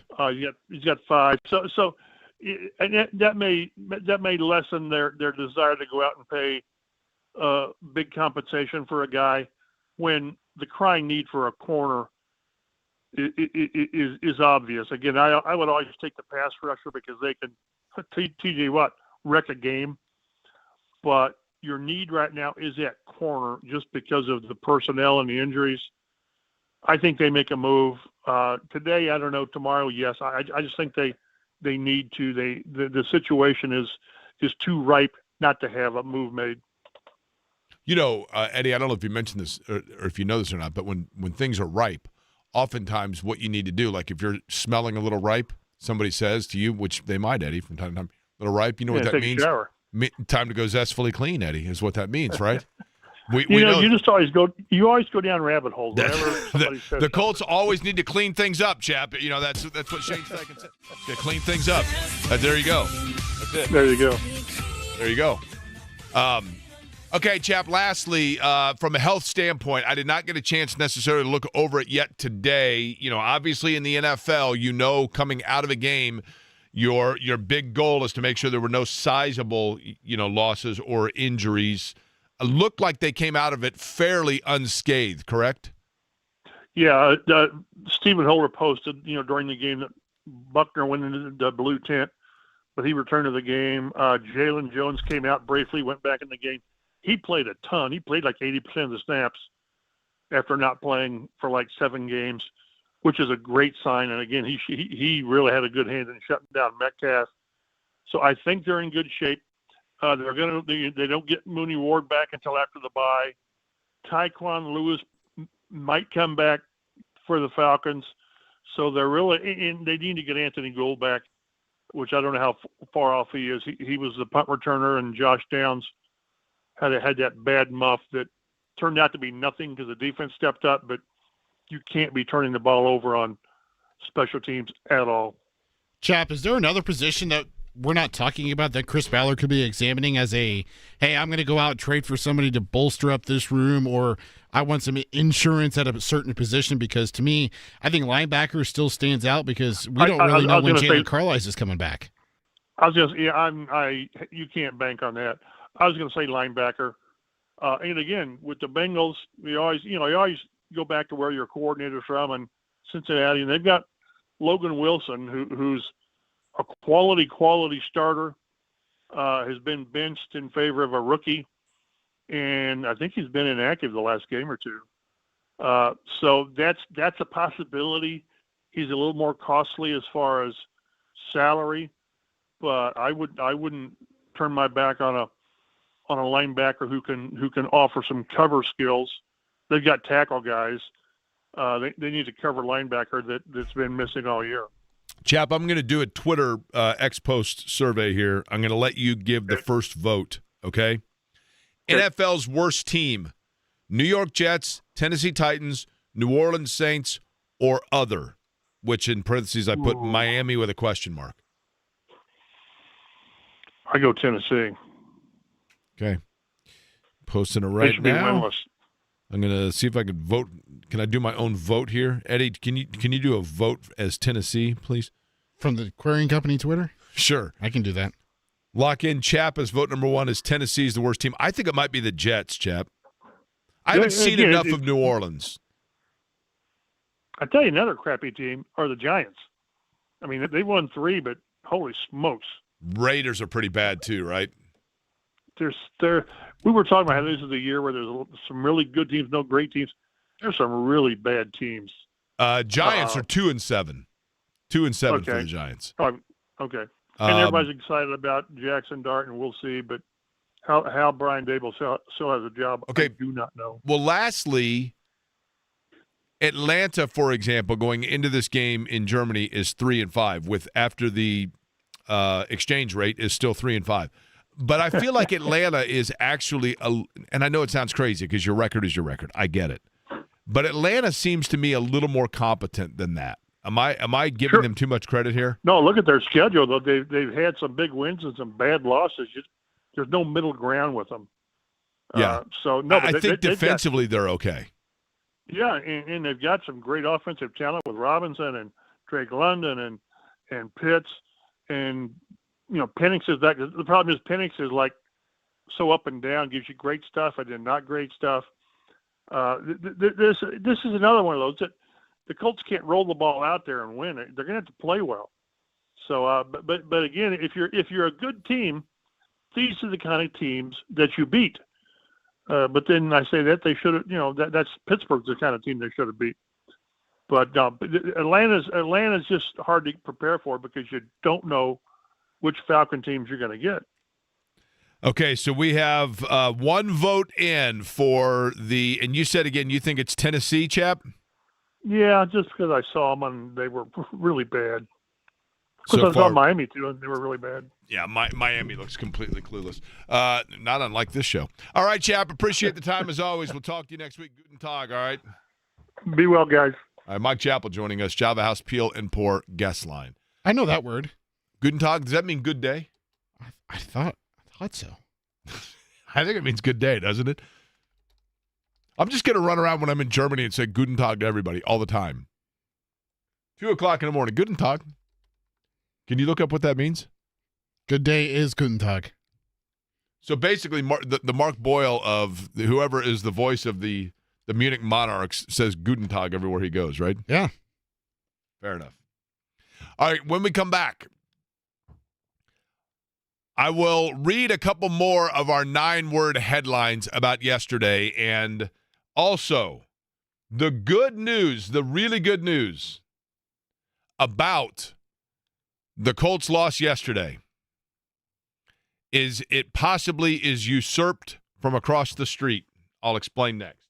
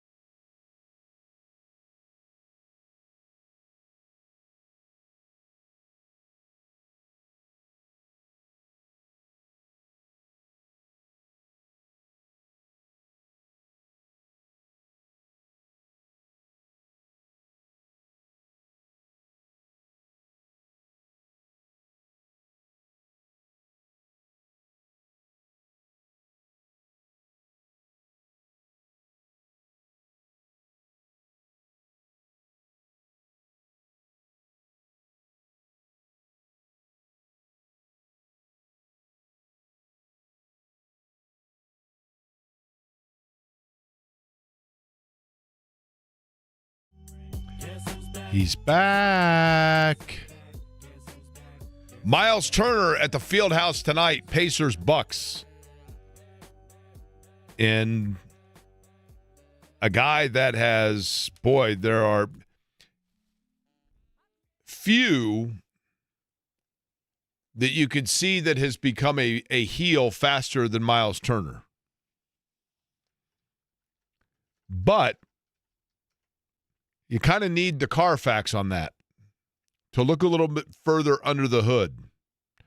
I'll get into that in just a second. Back to yesterday, the 9 words to summarize how you feel about the Colts after 9 games. This from Greg. Will the Colts win more than 10 games? Question mark. David, great against bad teams, subpar against playoff teams. I didn't count to make sure these are all 9 words, by the way. Some of them feel like they might be a little bit over. Surprised with their record, schedule will determine character. Steve has a good one here. An incomplete. They beat both good teams and bad. Lost to both, too. Rob, 7-2, still feeling good. Super Bowl bound. Super Bowl bound, baby. And then to your point from earlier, Eddie, and this was fabulous from Chris. Hey, Grok, what are your thoughts on the Indianapolis Colts after yesterday's loss? Use 9 words or less. Grok, which is the AI-generated, of course, response. Turnovers doomed the Colts' strong start, but 7-2 keeps them contenders. Don't you hate it when you're like, AI probably actually got it the best out of anybody because it's coming for all our jobs. Coming for all our jobs. And the problem with the AI thing anymore, and this has happened so quickly, literally in the blink of an eye, we have turned into and morphed into this society where when you hear comments from someone or see video of someone, the first thing you now have to do is go back and go, now, is this real or is this AI? And we could go into a whole different talk show as to who developed and conditioned us for all of that and for what motivation do they have in terms of what they are forecasting and doing. Is this generated and set up so that we become so accustomed to and cynical to believing that anything could be real, so that then when things are real that are overtly offensive, the person's protected by the excuse of, well, that would just be AI generated? That's a whole different talk show for another time. But the reality is what we are seeing is you are oftentimes seeing or hearing something that you think to yourself is completely out of character of someone, or it catches you off guard. And that's exactly what happened last week with the comments from Myles Turner. Myles Turner was asked on a podcast about Tyrese Halliburton. And it went everywhere, including on this show. We talked about it everywhere, where he said Halliburton was a guy that, he could be, and I'm paraphrasing, he could be kind of this tough guy because he knew that we all were there and he wasn't an in-the-street tough guy. And it's like, what in the world is going on here? Myles Turner, who was always a well-liked guy in Indy. Now, his play wasn't always well-liked, but as a person, he was always a well-liked guy. And he signs with Milwaukee, like right out of the box, out of left field, apparently gave the Pacers no chance to respond to it.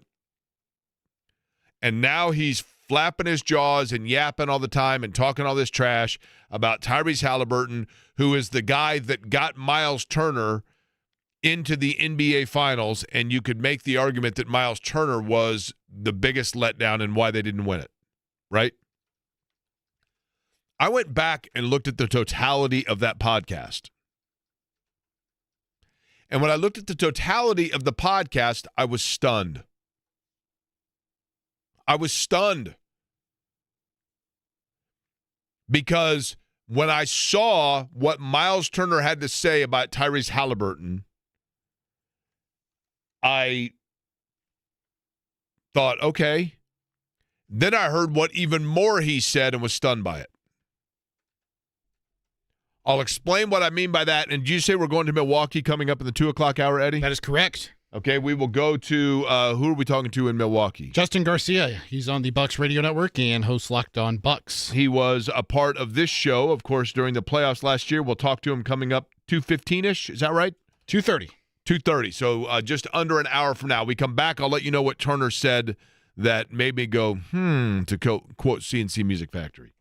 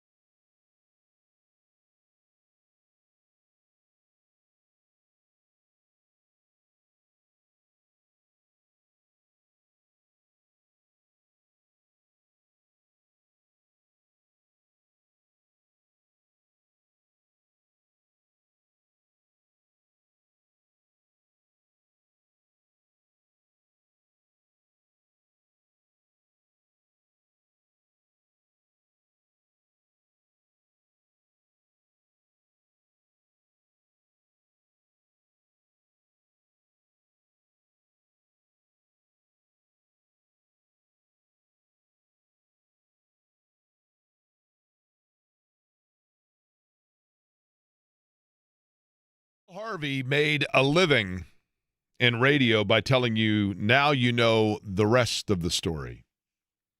And I think tonight's going to be awesome at the Fieldhouse. Myles Turner back with the Milwaukee Bucks. And yes, I understand, and I'll be there jeering him on. I like Myles Turner as a guy. I do. And I think Myles Turner, from the time that he was here and drafted, was in some difficult circumstances, not always to his choice. He was drafted into a place that initially, you got Paul George there, and then Paul George, after the softball game, leaves, and everybody's like, well, now it's Myles Turner's team. He's the guy. He's the guy. And I think, people realize, well, he's still got some growth and develop to do. He was very young when he arrived here. And the one consistent thing about Myles Turner's career in Indianapolis is the fact that he was the constant subject of trade discussion, not necessarily by the Pacers front office, not necessarily by his teammates, but certainly just in general with the fan base and the media and everything. He was constantly linked. And it would be very easy for the Pacers to have said to Myles Turner, look, don't believe and listen to any of that stuff. It's just that these people have no idea what they're talking about. But when they went and offered the offer sheet to DeAndre Ayton, regardless of how serious the Pacers were about signing that to Ayton, because I truly believe I have like 3 sports conspiracies in my life that I will stand by forever, and one of them is I truly believe that the Pacers offered DeAndre Ayton an offer sheet because they 100% knew that Phoenix was going to match it. And there was some other vision down the road that the Pacers felt like Phoenix was going to be a contender for a player. So they upped the ante so that Phoenix would overpay for DeAndre Ayton, knowing that would take them over the ability to get other players moving forward. And I think the Pacers would have been okay with it if Phoenix would have said no, and the penalty was you would have had to sign DeAndre Ayton. But either way, Myles Turner knew that was out there. And so I don't blame him when Milwaukee comes and says, here's an offer, and you got to sign this now, and there's no counter to it, and you can see what Indiana offers, but you cannot use this as a counter offer, whatever. You have a deadline on when you sign this. It's in the back of his mind that whole time. But then seemingly Myles Turner continues to say dumb stuff. And especially when you hear the first part of this podcast, which I know a lot was made of last week, but I want to play it again. This is Myles Turner talking about Tyrese Halliburton, the Wisconsin native, the Milwaukee antagonist. Myles Turner talking about Tyrese Halliburton last week. Tyrese also, he knows he's protected too. So he can go out there talking, say whatever the hell he wants to do, and then, he knows he has backup at the end of the day. Mm-hmm. Now, 100%. He's not going to be talking the same if you're in the middle of the street. Okay. As a teammate, bro. Now, that was Myles Turner talking about how, and everybody goes, holy cow, Halliburton got him to the finals, and Myles Turner disappeared in the finals. And when you hear that, you think to yourself, why in the world is he throwing Tyrese Halliburton under the bus?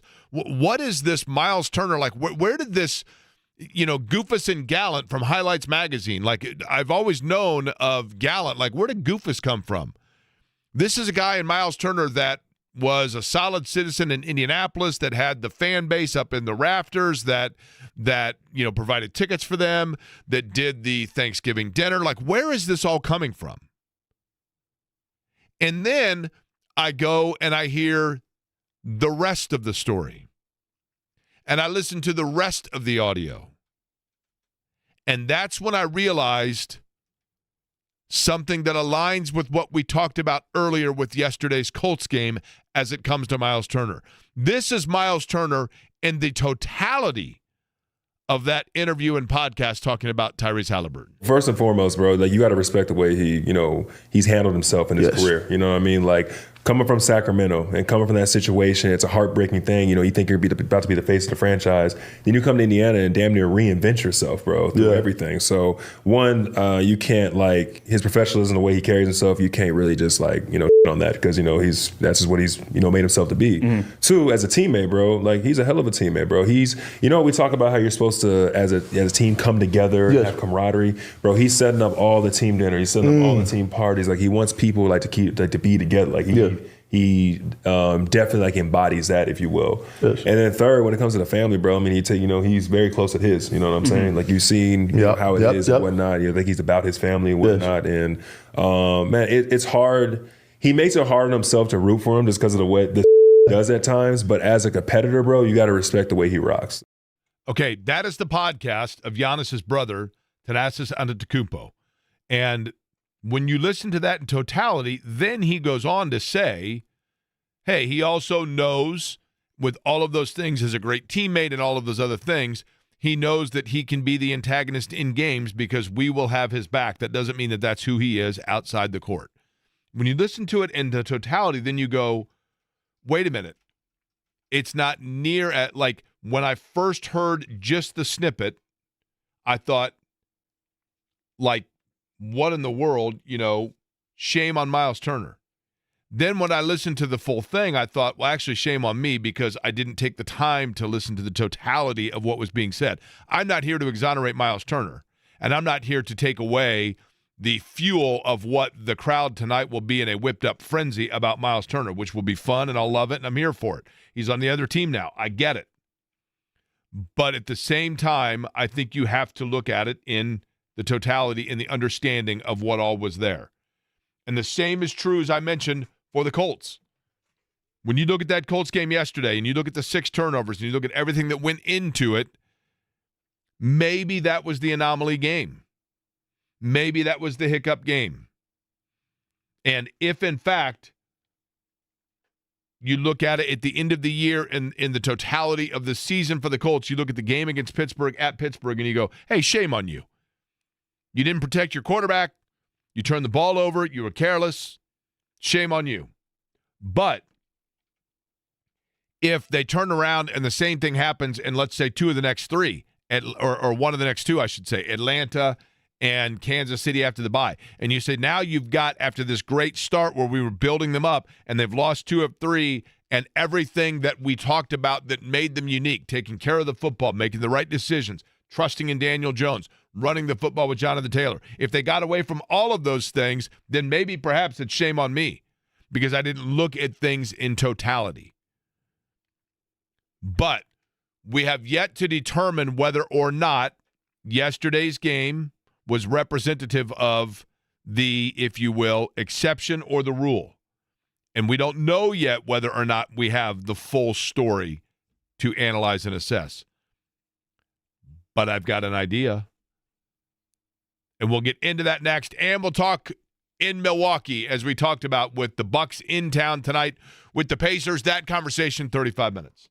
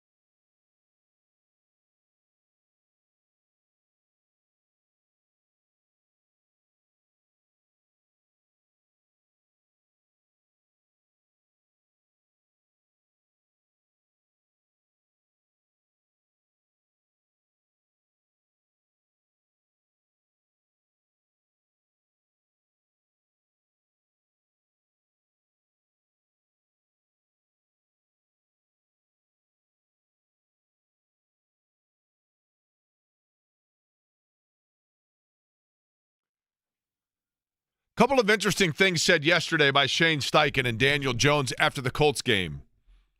Get to that in just a minute. On this Monday, how are you? My name is Jake Query. Eddie Garrison, the other voice you hear on this program. It is Query and Company here on 93.5 and 107.5 The Fan. Couple of housekeeping notes. Number one, my mom would like for me to again remind everybody, and several people have sent me photos today of the beautiful leaves that are falling, but they can be very slippery when driving, so please be careful. That note, number one. Number two, want to let everybody know of a couple of events coming up on the calendar. For example, Franciscan Health. This is November, which means Movember, right? And Movember means Men's Health Awareness. Our friends at Franciscan Health will again be teaming up with us at Gugman House Brewing for what's going to be an awesome day. At the end of all of the Movember Health Month, we're going to again do our screenings and other such things at Gugman House Brewing, which is over near Speedway. This is going to be, I'm looking right here, and I'm looking for the date on this, Eddie. Do you know the date on this by chance? I think it's in December, is it not? In terms of our, what's that? I'll find out. But, of course, it's more than just the month. You know about Movember Health when it comes to growing out the mustache. A lot of men do that for Men's Health Awareness. But we're going to be talking about men's health throughout the course of the month, and then it is at the end of the month when we will have basically a celebration of that men's health with screenings from Franciscan Health, including blood pressure, glucose, cholesterol, pelvic health rehabilitation, basically all of the things as a guy that you would like to or think about in terms of your health. We will all get together in, I believe it's December at Gugman House Brewing. We'll get you the December the 7th. Specifically. December the 7th for Gugman House Brewing, and you will hear us talking plenty about that. Thursday night, fundraising event for, and I look forward to doing this, for Live Like Lou to fight ALS. It is coming up on this Thursday, a night of trivia, and I have done a round of trivia questions based around Indianapolis, both from sports and civic standpoint. And those questions will be among those asked for our evening that's taking place this Thursday. I look forward to telling you about that and the fundraising efforts that are done to work against ALS, which the Live Like Lou Foundation, of course, Lou Gehrig's disease, and ALS, which is a terrible, terrible illness. You'll hear about that over the course of this week. Myles Turner is back. He is at Gainbridge Fieldhouse. We were just talking about that. And he also just got done wrapping up a media session with the media, talking about and getting ready for tonight's game and his return to the Pacers after what was a disappointing end to the season in his time in Indy, not just in not playing well in the finals, but then it goes without saying his departure and his signing with Milwaukee. And with Turner back, one of the things he just talked about, and this is literally within like the last 30 minutes or so, and Eddie's been putting it together. In terms of the reception from you fans at Gainbridge Fieldhouse tonight, there are two versions, I guess you would say. One would be what Myles Turner anticipates to hearing from the crowd, but the other would be what he wants to hear from the crowd. Let's begin with that. Turner was obviously a popular player here. He was a great member of the community. And yes, it did not end well in terms of his surprising departure. But what sort of reception would he want to hear from Gainbridge Fieldhouse? Man, like I said, I think that I've given myself win, lose, draw, whether I was up, whether I was down, I was out here, fighting for the city, fighting for this team. And, I hope those feelings are, reciprocated tonight. I'm expecting the best, but, you never know. Now, that's what he would like. Question is, though, Myles, what is it actually in terms of the reception that you anticipate? I think it's obviously going to be a mixed reviews, mixed feelings, mixed emotions. But for me, it's always going to be love, man. Like I said, I spent so much time just in this environment, and this is one of the best sports environment, to complain, in my opinion. And, they've held true to that. So, yeah, man, I'm looking forward to seeing, fans that I've known for the past 10 years. A lot of guys sitting courtside that I've known, even just on the bench and whatnot. So it's going to be fun. He's got to know and he's got to anticipate that there are going to be not only boos, probably, and maybe some of those would be like lighthearted or conflicted boos, But if he doesn't play well, there's absolutely going to be jeering. Each time that Turner misses a shot, if he commits a foul, that he is going to hear it from the crowd a lot. He may get booed every time he touches the ball, truth be told. Not just because of the departure. More on that in a second. But also because of some of the things that he has said on his way out. The things, as I played about the Tyrese Halliburton clip, that then when you listen to it in totality, you go, okay, I get it now. But he has thrown words out there that have been like Play-Doh. You can kind of twist them and mold them however you'd like to fit whatever narrative you'd like. And maybe that's on him for being vague in some of his explanation. Myles Turner on, in fact, those words becoming artwork, so to speak. It's just the media space, man. I feel like no matter what I say, you can kind of flip it to fit your own narrative in a sense. I feel like I've been nothing but complimentary, of this fan base, of my former teammates and just, my time here. You know what I mean? Obviously, being with the new team, moving forward, that's where I have to put my attention, and that's where, it was intended to be. So I think a lot of words and lines could have got misconstrued just from things I said. The reality is that basketball and professional sports are a business. And it is hard for fans, for media, for myself, anybody. Change can be hard. And I don't mean that to over-dramatize it or to, get to like over-sap it. But last year during the finals, and that was such an incredible run. Really was. It was an incredible run. And it captivated the city, and everything about it was magical. And when Tyrese Halliburton was laying on the floor, pounding the hardwood in Oklahoma City, and the reality that just like that, it was over. It was the pace, the turn of the emotion that was so hard.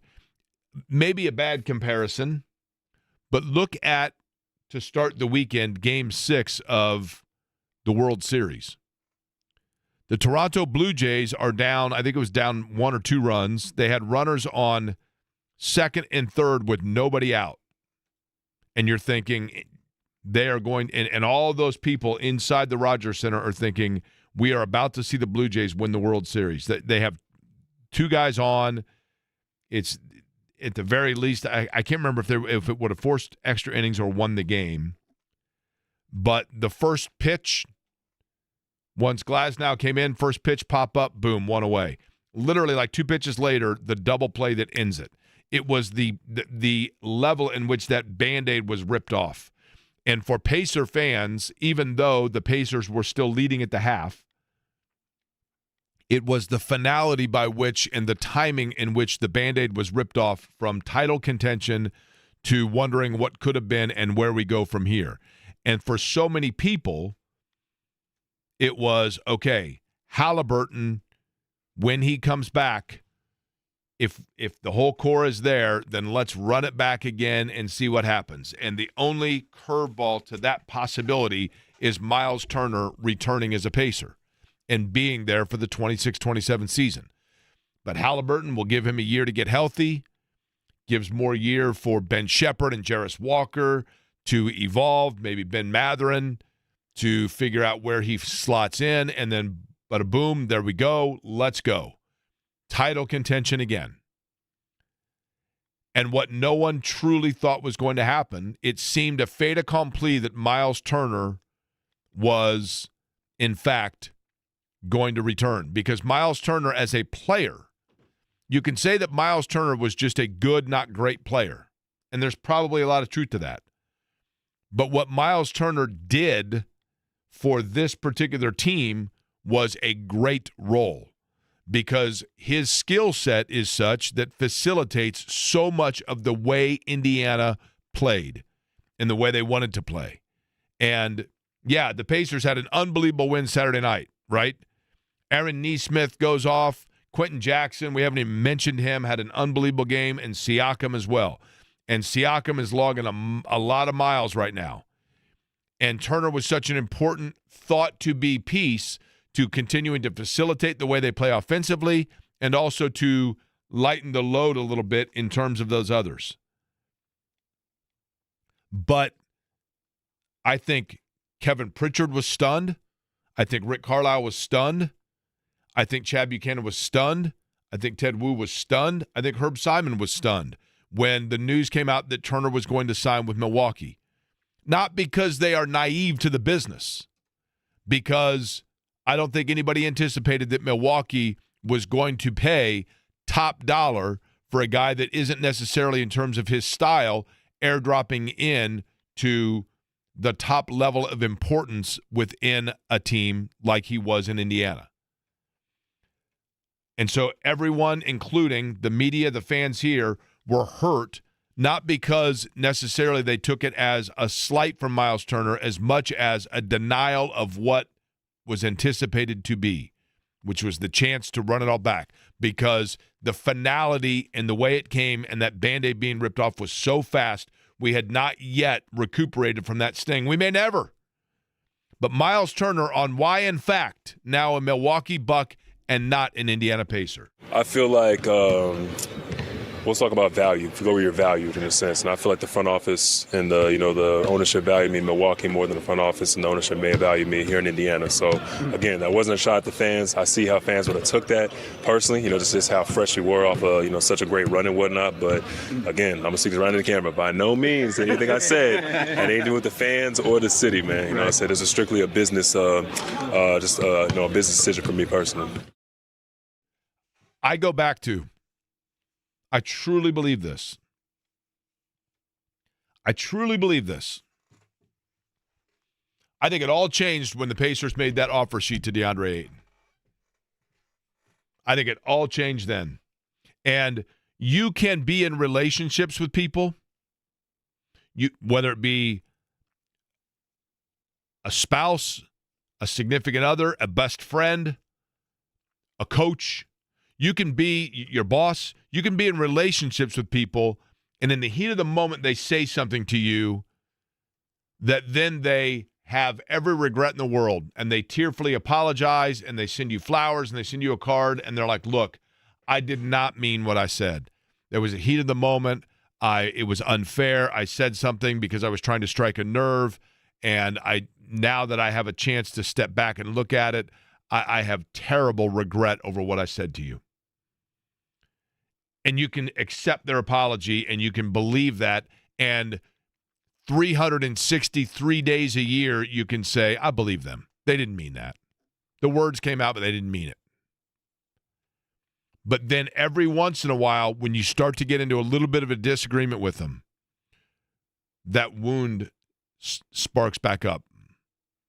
And those words come back out, and you're like, did they really mean it? And you can't fully release that. Now, you can say, as you're listening to me say that, well, Jake, you might feel that way, but I'm more mature than that. I get it. But I think all of us have had some point in their life where that has come up. And in the case of Myles Turner, I really believe the discussion of trades, not always precipitated or facilitated by the Pacers front office, and maybe the lack of the shutdown of discussion of trades when it came to Myles Turner. That was always there, and he did a good job of playing through that. And the Pacers, to their credit, gave him and structured his payment in such a way that he made really good money here. Let's not pretend that the Pacers just totally took advantage of and took for granted Myles Turner. Not the case. Myles Turner made really good money here and was paid a substantial, basically, bonus in his penultimate year here. Made really good money.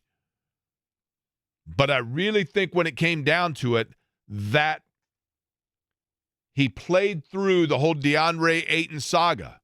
And that was like a 6-hour saga. But he played through it, moved on from it, forgot about it, just like you did when whoever it was that said something that hurt your feelings, and then apologized to you, and you kissed and made up. Until there was another time where you guys got into a disagreement or a discussion or an argument, and that wound, that emotion that you thought was completely out of your body, showed that it was like that chickenpox virus and it came back. And I think that's exactly what happened. I think when it came down to it and he went into the free agency discussions with the Pacers, he anticipated that Indiana was going to come in and make him an offer that was a Lifetime Achievement Award. And the Pacers, in their defense, and understandably so, had to play it closer to the vest because they also were thinking about, okay, what are we going to do if we want to extend Aaron Nesmith? What are we going to do if we want to extend eventually Benedict Mathurin, whether that happens or not, or Ben Shepherd, or Jarris Walker, or whoever it may be? They had to consider the shell game of it all, and it was in the Pacers' best interest to throw a lower number, knowing that that was a number below what they were going to end up eventually signing with, but throw a low number to see how low they could start it and then meet halfway in between. And what Indiana did not know is that Milwaukee had already come and said, look, here is your offer. We're going to blow them out of the water with this offer, but you have to take this within this time frame, and you cannot use it as a measuring stick for Indiana. And so that discussion and hearing another team involved and offer sheets and all of those things, the DeAndre Ayton thing came back. And he just said, you know what? Enough. Enough. They had their chance. Enough. Not saying it makes him right. Not saying it exonerates him. Not saying it makes the Pacers wrong. I think the Pacers were in the right in the whole thing. The Pacers offered Myles Turner market value for what Myles Turner was going to be to them in 26. Market value, the starting point of market value, I think they knew it was probably a low offer, but they were not anticipating that there was a counter already out there. So here it is now, and that's where things stand, right? That is where things stand. And if you look at Myles Turner, the last year that he was here, you know, he made $25 million. $25 million. He made $21 million in 23. And he made $35 million in 22. So he had bonus money in there, and all told, he had made $140 million from Indiana. But it's going to be fun tonight, no question about it. It was not fun for the Colts yesterday. Shane Steichen and Pittsburgh again being a terror house for the Colts. Have not won there since 2008. And yesterday, Daniel Jones reverted back to the Daniel Jones of old. And we talk about things awakening, things all of a sudden that you had forgotten about and worked through and played through, and then something happens and it reawakens in you. And for Daniel Jones, did that come to mind? Did that thought process enter his head when he sees T.J. Watt coming around the end and getting around Braden Smith? When he sees that offensive line struggling? And not only is he throwing interceptions and not getting through his reads because he doesn't have time to do so, but he's fumbling the football. And yet the Colts lost a game where they had 6 turnovers. And, yeah, I mean, it was more than a 7-point game, but in the end, it was a 7-point game. There were errors all over the place. Literally. The Colts in Pittsburgh yesterday, both offensively on their line and defensively for that matter, but notably special teams and offense, they looked like I did at freshman algebra, blown assignments all over the place. But Daniel Jones, you have to then look at it and say, does he revert back now from this, or is he a pro's pro that is able to, in fact, leave it and move on? For Shane Steichen, the question becomes, if you have a quarterback that is struggling, if you have a quarterback that they are not able to protect, then why were you not doing more to take pressure off of him? Like, for example, giving the football to Jonathan Taylor. Shane Steichen, who has been brilliant for the Colts this year, who has worked perfectly with Daniel Jones side by side, symbiotically, calling every single thing perfectly all year long. Yesterday, to a great extent, Shane Steichen failed Daniel Jones because Daniel Jones was struggling. Daniel Jones had no time. And yeah, you could certainly make the case, Jake, you're a moron. If they're sacking Daniel Jones and they're rushing him that much, what in the world makes you think that they would be able to uncork Jonathan Taylor? Well, because Jonathan Taylor has the vision and the step to occasionally get himself free. We know this, right? It's not like Jonathan Taylor has played behind the 83 Redskin Hogs his entire career. The line this year has been brilliant. Brilliant until yesterday. But you could have opened things up and softened things out for Daniel Jones by running the football. Shane Steichen yesterday on the lack of carries of Jonathan Taylor. Yeah, could I have got some more carries in there for him? Yeah, probably. They did some good things, stopping the run earlier, getting some, 2-3 yard carries and whatnot. And then we got it going there a little bit. And then obviously had the turnovers that stopped some drives. But yeah, we'll always look at those things and go from there. So Jones himself, the interceptions are one thing. And then the fumbles in terms of just TJ Watt on one of them just made an unbelievable play. I mean, you have to say that, right? But Daniel Jones did discuss afterwards just the fumbles and the lack of protection of the football. Fundamentally, it's always about keeping the ball tight and securing it. It's something that we work, and I just got to make sure I do a better job with that, and then getting the ball out on time when I can. So I think it's always my job. Credit to them; they have a good pass rush and guys who can really rush. So knowing that, I got to get the ball out. Now, what you have to hope is that did not reawaken. Daniel Jones was a guy that had a good start in New York and got himself a big contract. But he had that good start, and he got that big contract when Saquon Barkley was, or how do you say his name? Saquon Barkley. Saquon Barkley. Eddie Garrison wakes up when I mention it that way. Saquon Barkley was a big part of getting Daniel Jones comfortable and in rhythm as an NFL player. And once Barkley was gone, Jones really regressed.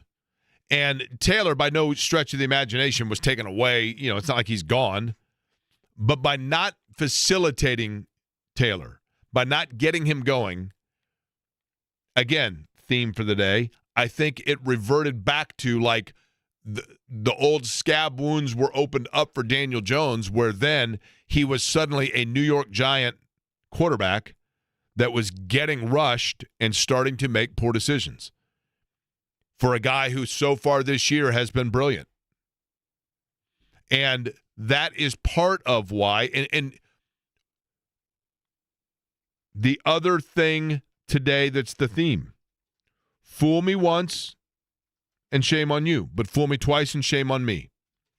And what Chris Ballard needs to figure out with Daniel Jones is this the game where it was, hey, you know what, like, fool me once, okay, sure. Shame on you, you made mistakes, you had a bad day. The Colts in general. It's not just on Daniel Jones, it's mostly on the protection, actually. That offensive line that has been so brilliant, so good. We talked about it last week. But was yesterday the anomaly? Was yesterday the exception to the rule of the 2025 Colts? Or was yesterday the rule and there was a danger in living by the exception, which had been the way they'd played until yesterday? Because if you look at the schedule, and I think personally yesterday was the exception because the Rams are darn good, and they were right there. Not protecting the football story in that game. The Broncos are darn good, and yes, they should have lost to Denver, but they win that game. The Chargers are darn good, and they controlled that game. But more importantly, what good teams do is when they're playing bad teams, they seize control and never let go of it. Miami controlled the whole game. Tennessee controlled the whole game. Raiders controlled the whole game. But if, in fact, yesterday was the exception to the rule, then we're going to find out because now it gets real. Atlanta's got a good defense, not a very good team, but they got a good defense. Kansas City, obviously a challenge there. Back-to-back tricky divisional games. And then Seattle, San Francisco, a couple of tough teams. So Chris Ballard's going to have decision and analysis to make on Daniel Jones to make sure that yesterday was the exception.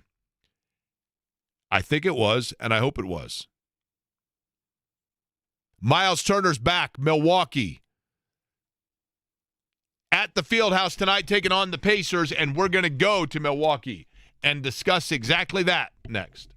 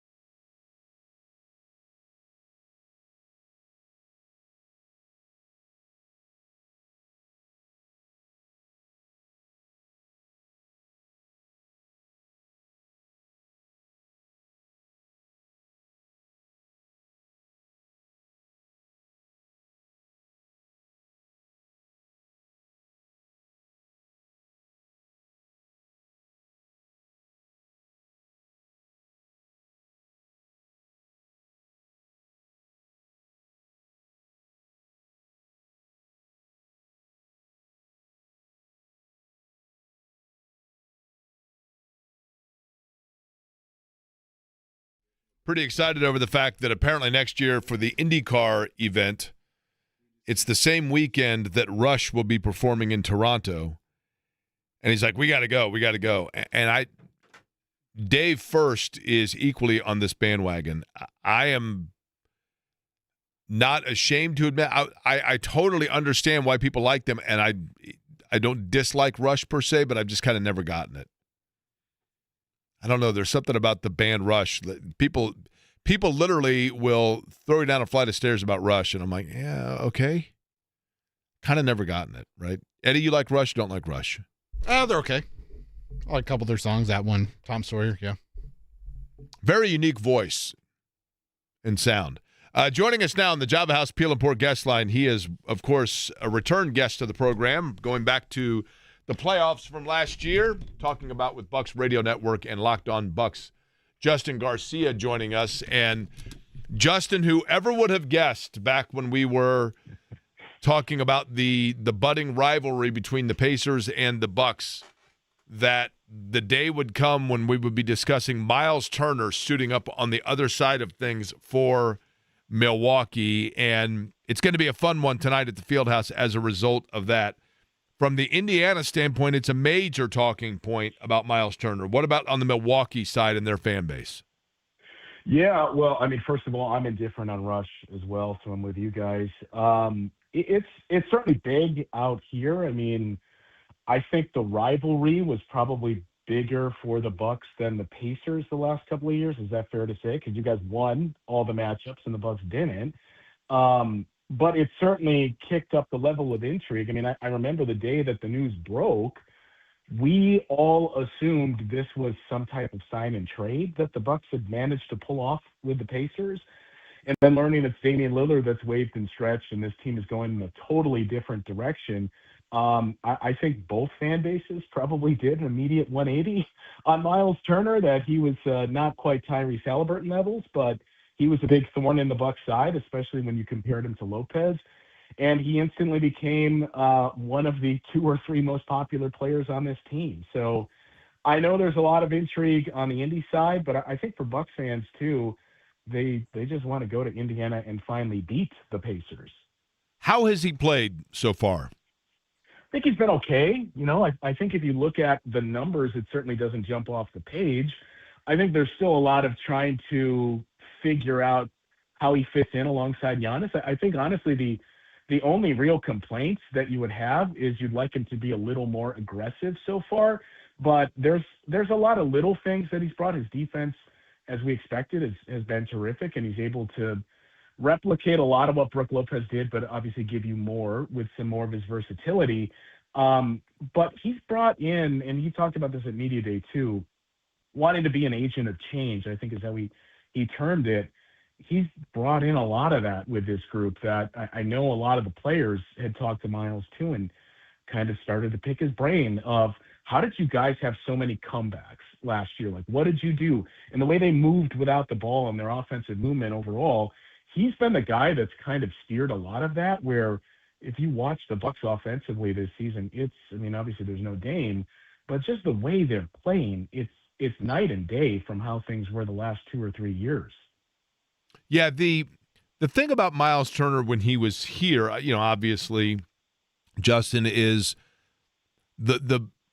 I always thought that Turner was a piece for Indiana that facilitated and contributed in ways that weren't necessarily statistical, because he was just the conduit to the way that the Pacers wanted to play by having that.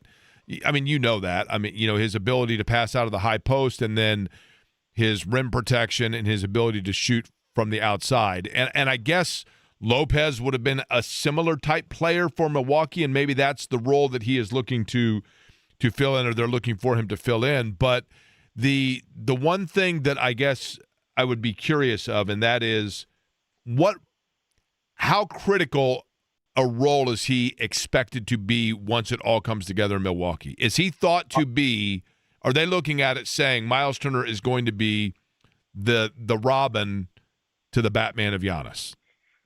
I don't think it's that level, and I think that's where a lot of the number one, if you're carrying close to $25 million in dead cap space, that's going to bring some skepticism with the waiving and stretching of Dame. But I think the other part that some people would push back on was, do you expect this guy to be your second best player? I think if you factor in both ends of the floor, it's a discussion. Offensively, I don't think that was ever the intention for this group, that they just wanted some more versatility in that spot. They wanted him to be a defender that, allows you to play the same way with two bigs that are 7-footers that can protect the rim, but get away from just the traditional drop defense and have Myles play out on the perimeter a little bit more and free up Giannis even more so. But I think the bigger thing too is the Bucks have really pushed, and we heard this, every team has said two things through the offseason and training camp of, we want to play faster and we want to take more threes. The Bucks especially said that going back to Summer League, that they were the most efficient three-point shooting team in the league, but I think they were 18th in attempts per game.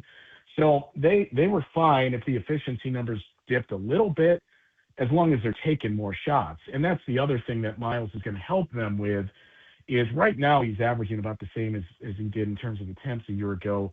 But they believe Myles Turner can get up more three-point attempts than Brook Lopez, and he can certainly get off the shot, as you guys saw, much quicker than Brook Lopez did, which just creates those secondary actions for this group that you have to react quicker. So if you asked me to say, where would you anticipate Myles in kind of the pecking order if you ranked the most important Bucks players?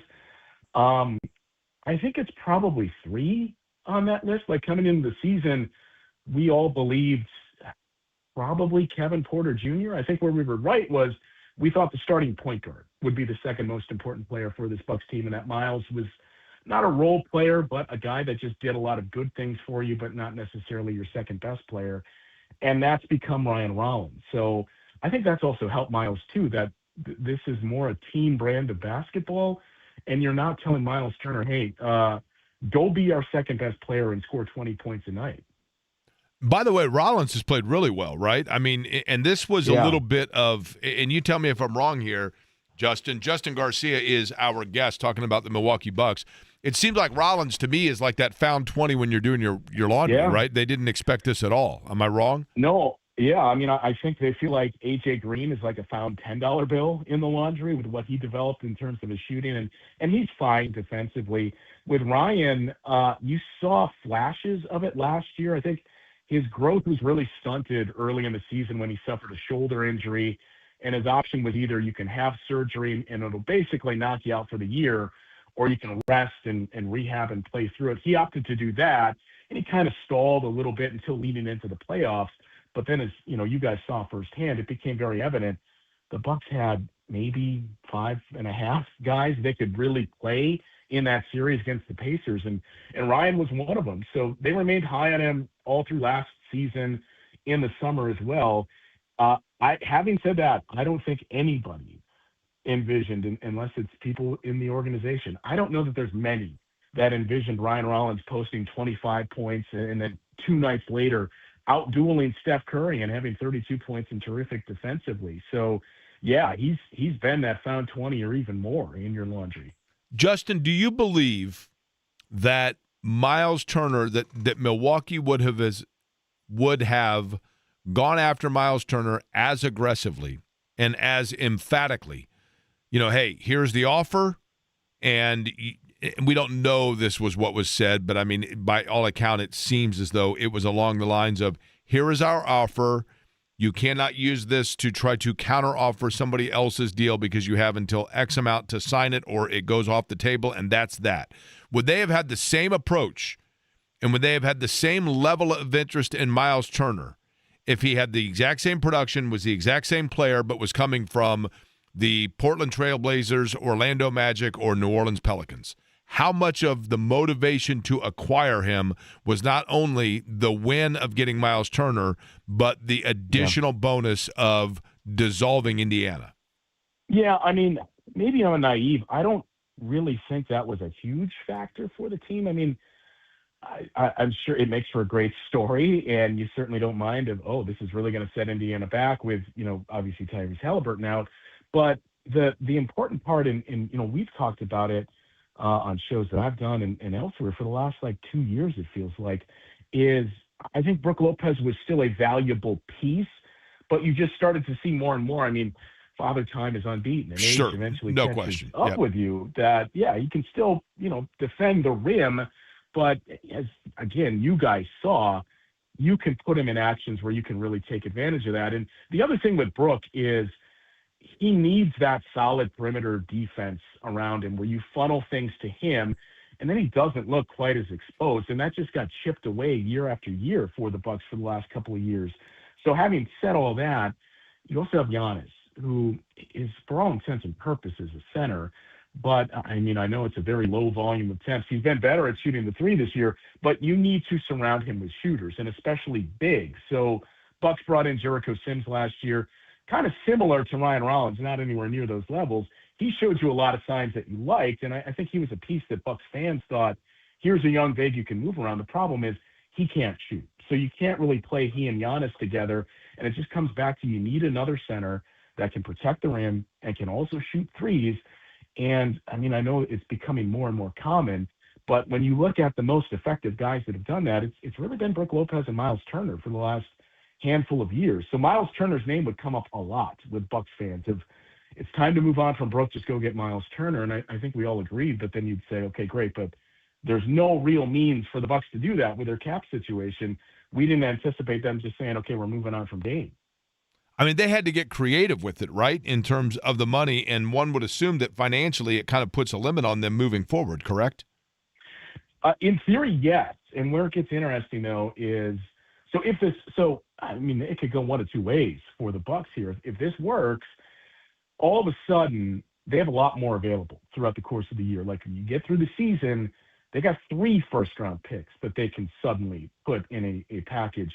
They would have a Kyle Kuzma expiring contract and other contracts that they could piece together, which for the longest time, their salaries were just super maxes and then a lot of minimum contracts.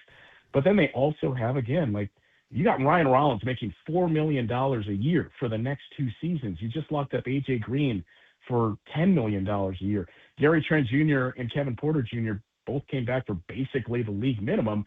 They're free agents next year, but if this works, it's easier to coax those guys into sticking around and taking a little less. So you do have that hanging over you with that $20 million Dame stretch figure, but you're in a much better spot suddenly cap-wise.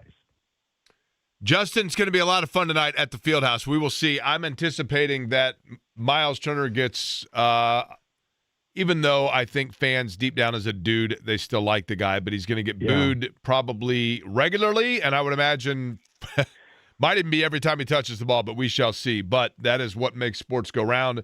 It's been a fun rivalry for certain. I think it was surprising by a lot of people. But over the course of the year, look forward to having you back on if we could, Justin. Justin Garcia from the Bucks Radio Network and Locked On Bucks. Appreciate it, man.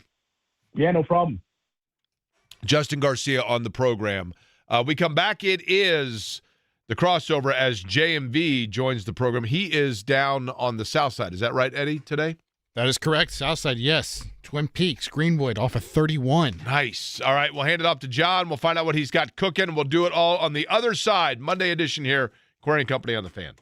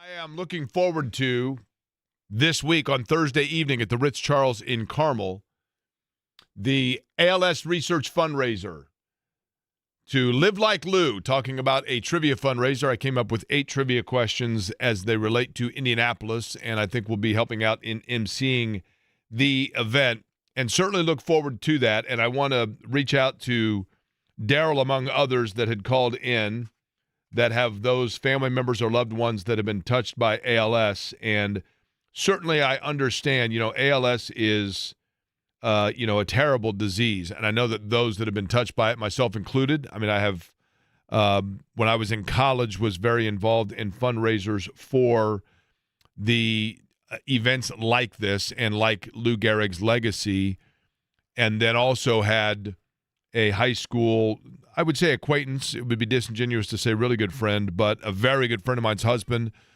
who was stricken by ALS. And so certainly I know of the challenges of the disease and the terrible nature of it. But this is an event to celebrate the research that is going into making sure that ALS, the fight continues against it and trying to find a cure for ALS, and celebrating those that are working for that, working towards that, and those that show the strength with it. So again, this is going to be at the Ritz-Charles coming up on Thursday evening, and looking forward to doing exactly that and raising as much money as possible for the ALS Trivia Night. Excuse me. J&B is down on the south side. John, yesterday that was not the kind of effort that I think anybody wanted to see in Pittsburgh. But for whatever reason, man, when it comes to Steel City, it doesn't matter how bad the Steelers' defense is. For some reason, when they see the Colts, they become the Steel Curtain.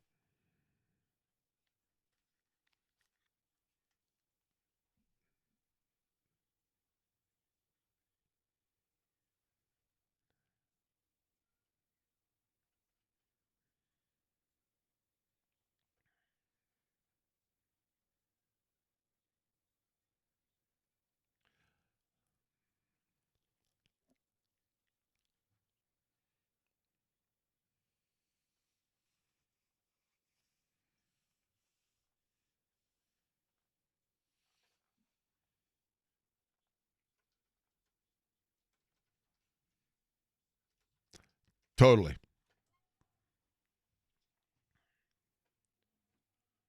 Well, no doubt. Yeah, it's been a long time, and that's really the first time, John. I mean, I guess you could say the Rams game, but we have not seen a lot of games where the Colts are playing. Daniel Jones this year, going into that game, basically 3/4 of the snaps that he has taken, it's been with the lead. So to see him have to play from behind, then it's tee-off city, right? If you can't protect, and yesterday they could not protect, man. We talked a lot, understandably and rightly so, about how good that offensive line has been so far this year, John, and that was a complete meltdown yesterday. Question becomes, was that the exception, or did we fall victim to thinking that the good play was the norm, and in fact that was the exception? I'm curious to see where they go from here.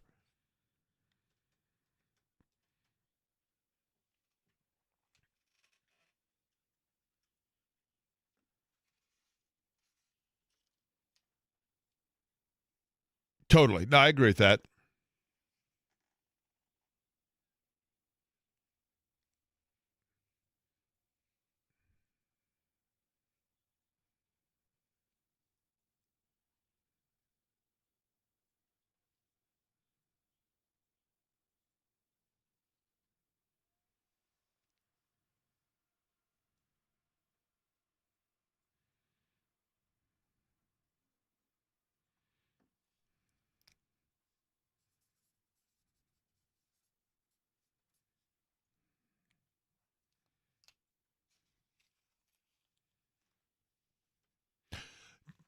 What's on the big show for you tonight, John?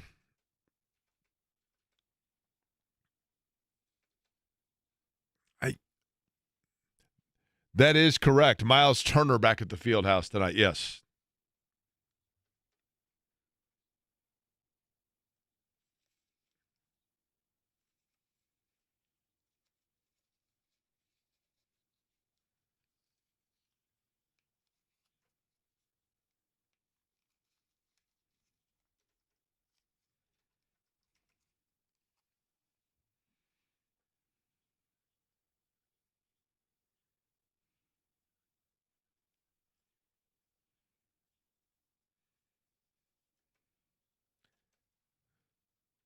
I keep forgetting it's November, which is weird in its own right? But it is gorgeous, no question. And so, you know what they say, great scenery as well at Twin Peaks. That includes John out there today, odd as that sounds. All right, John, we'll throw it out to you in just a little bit, all right?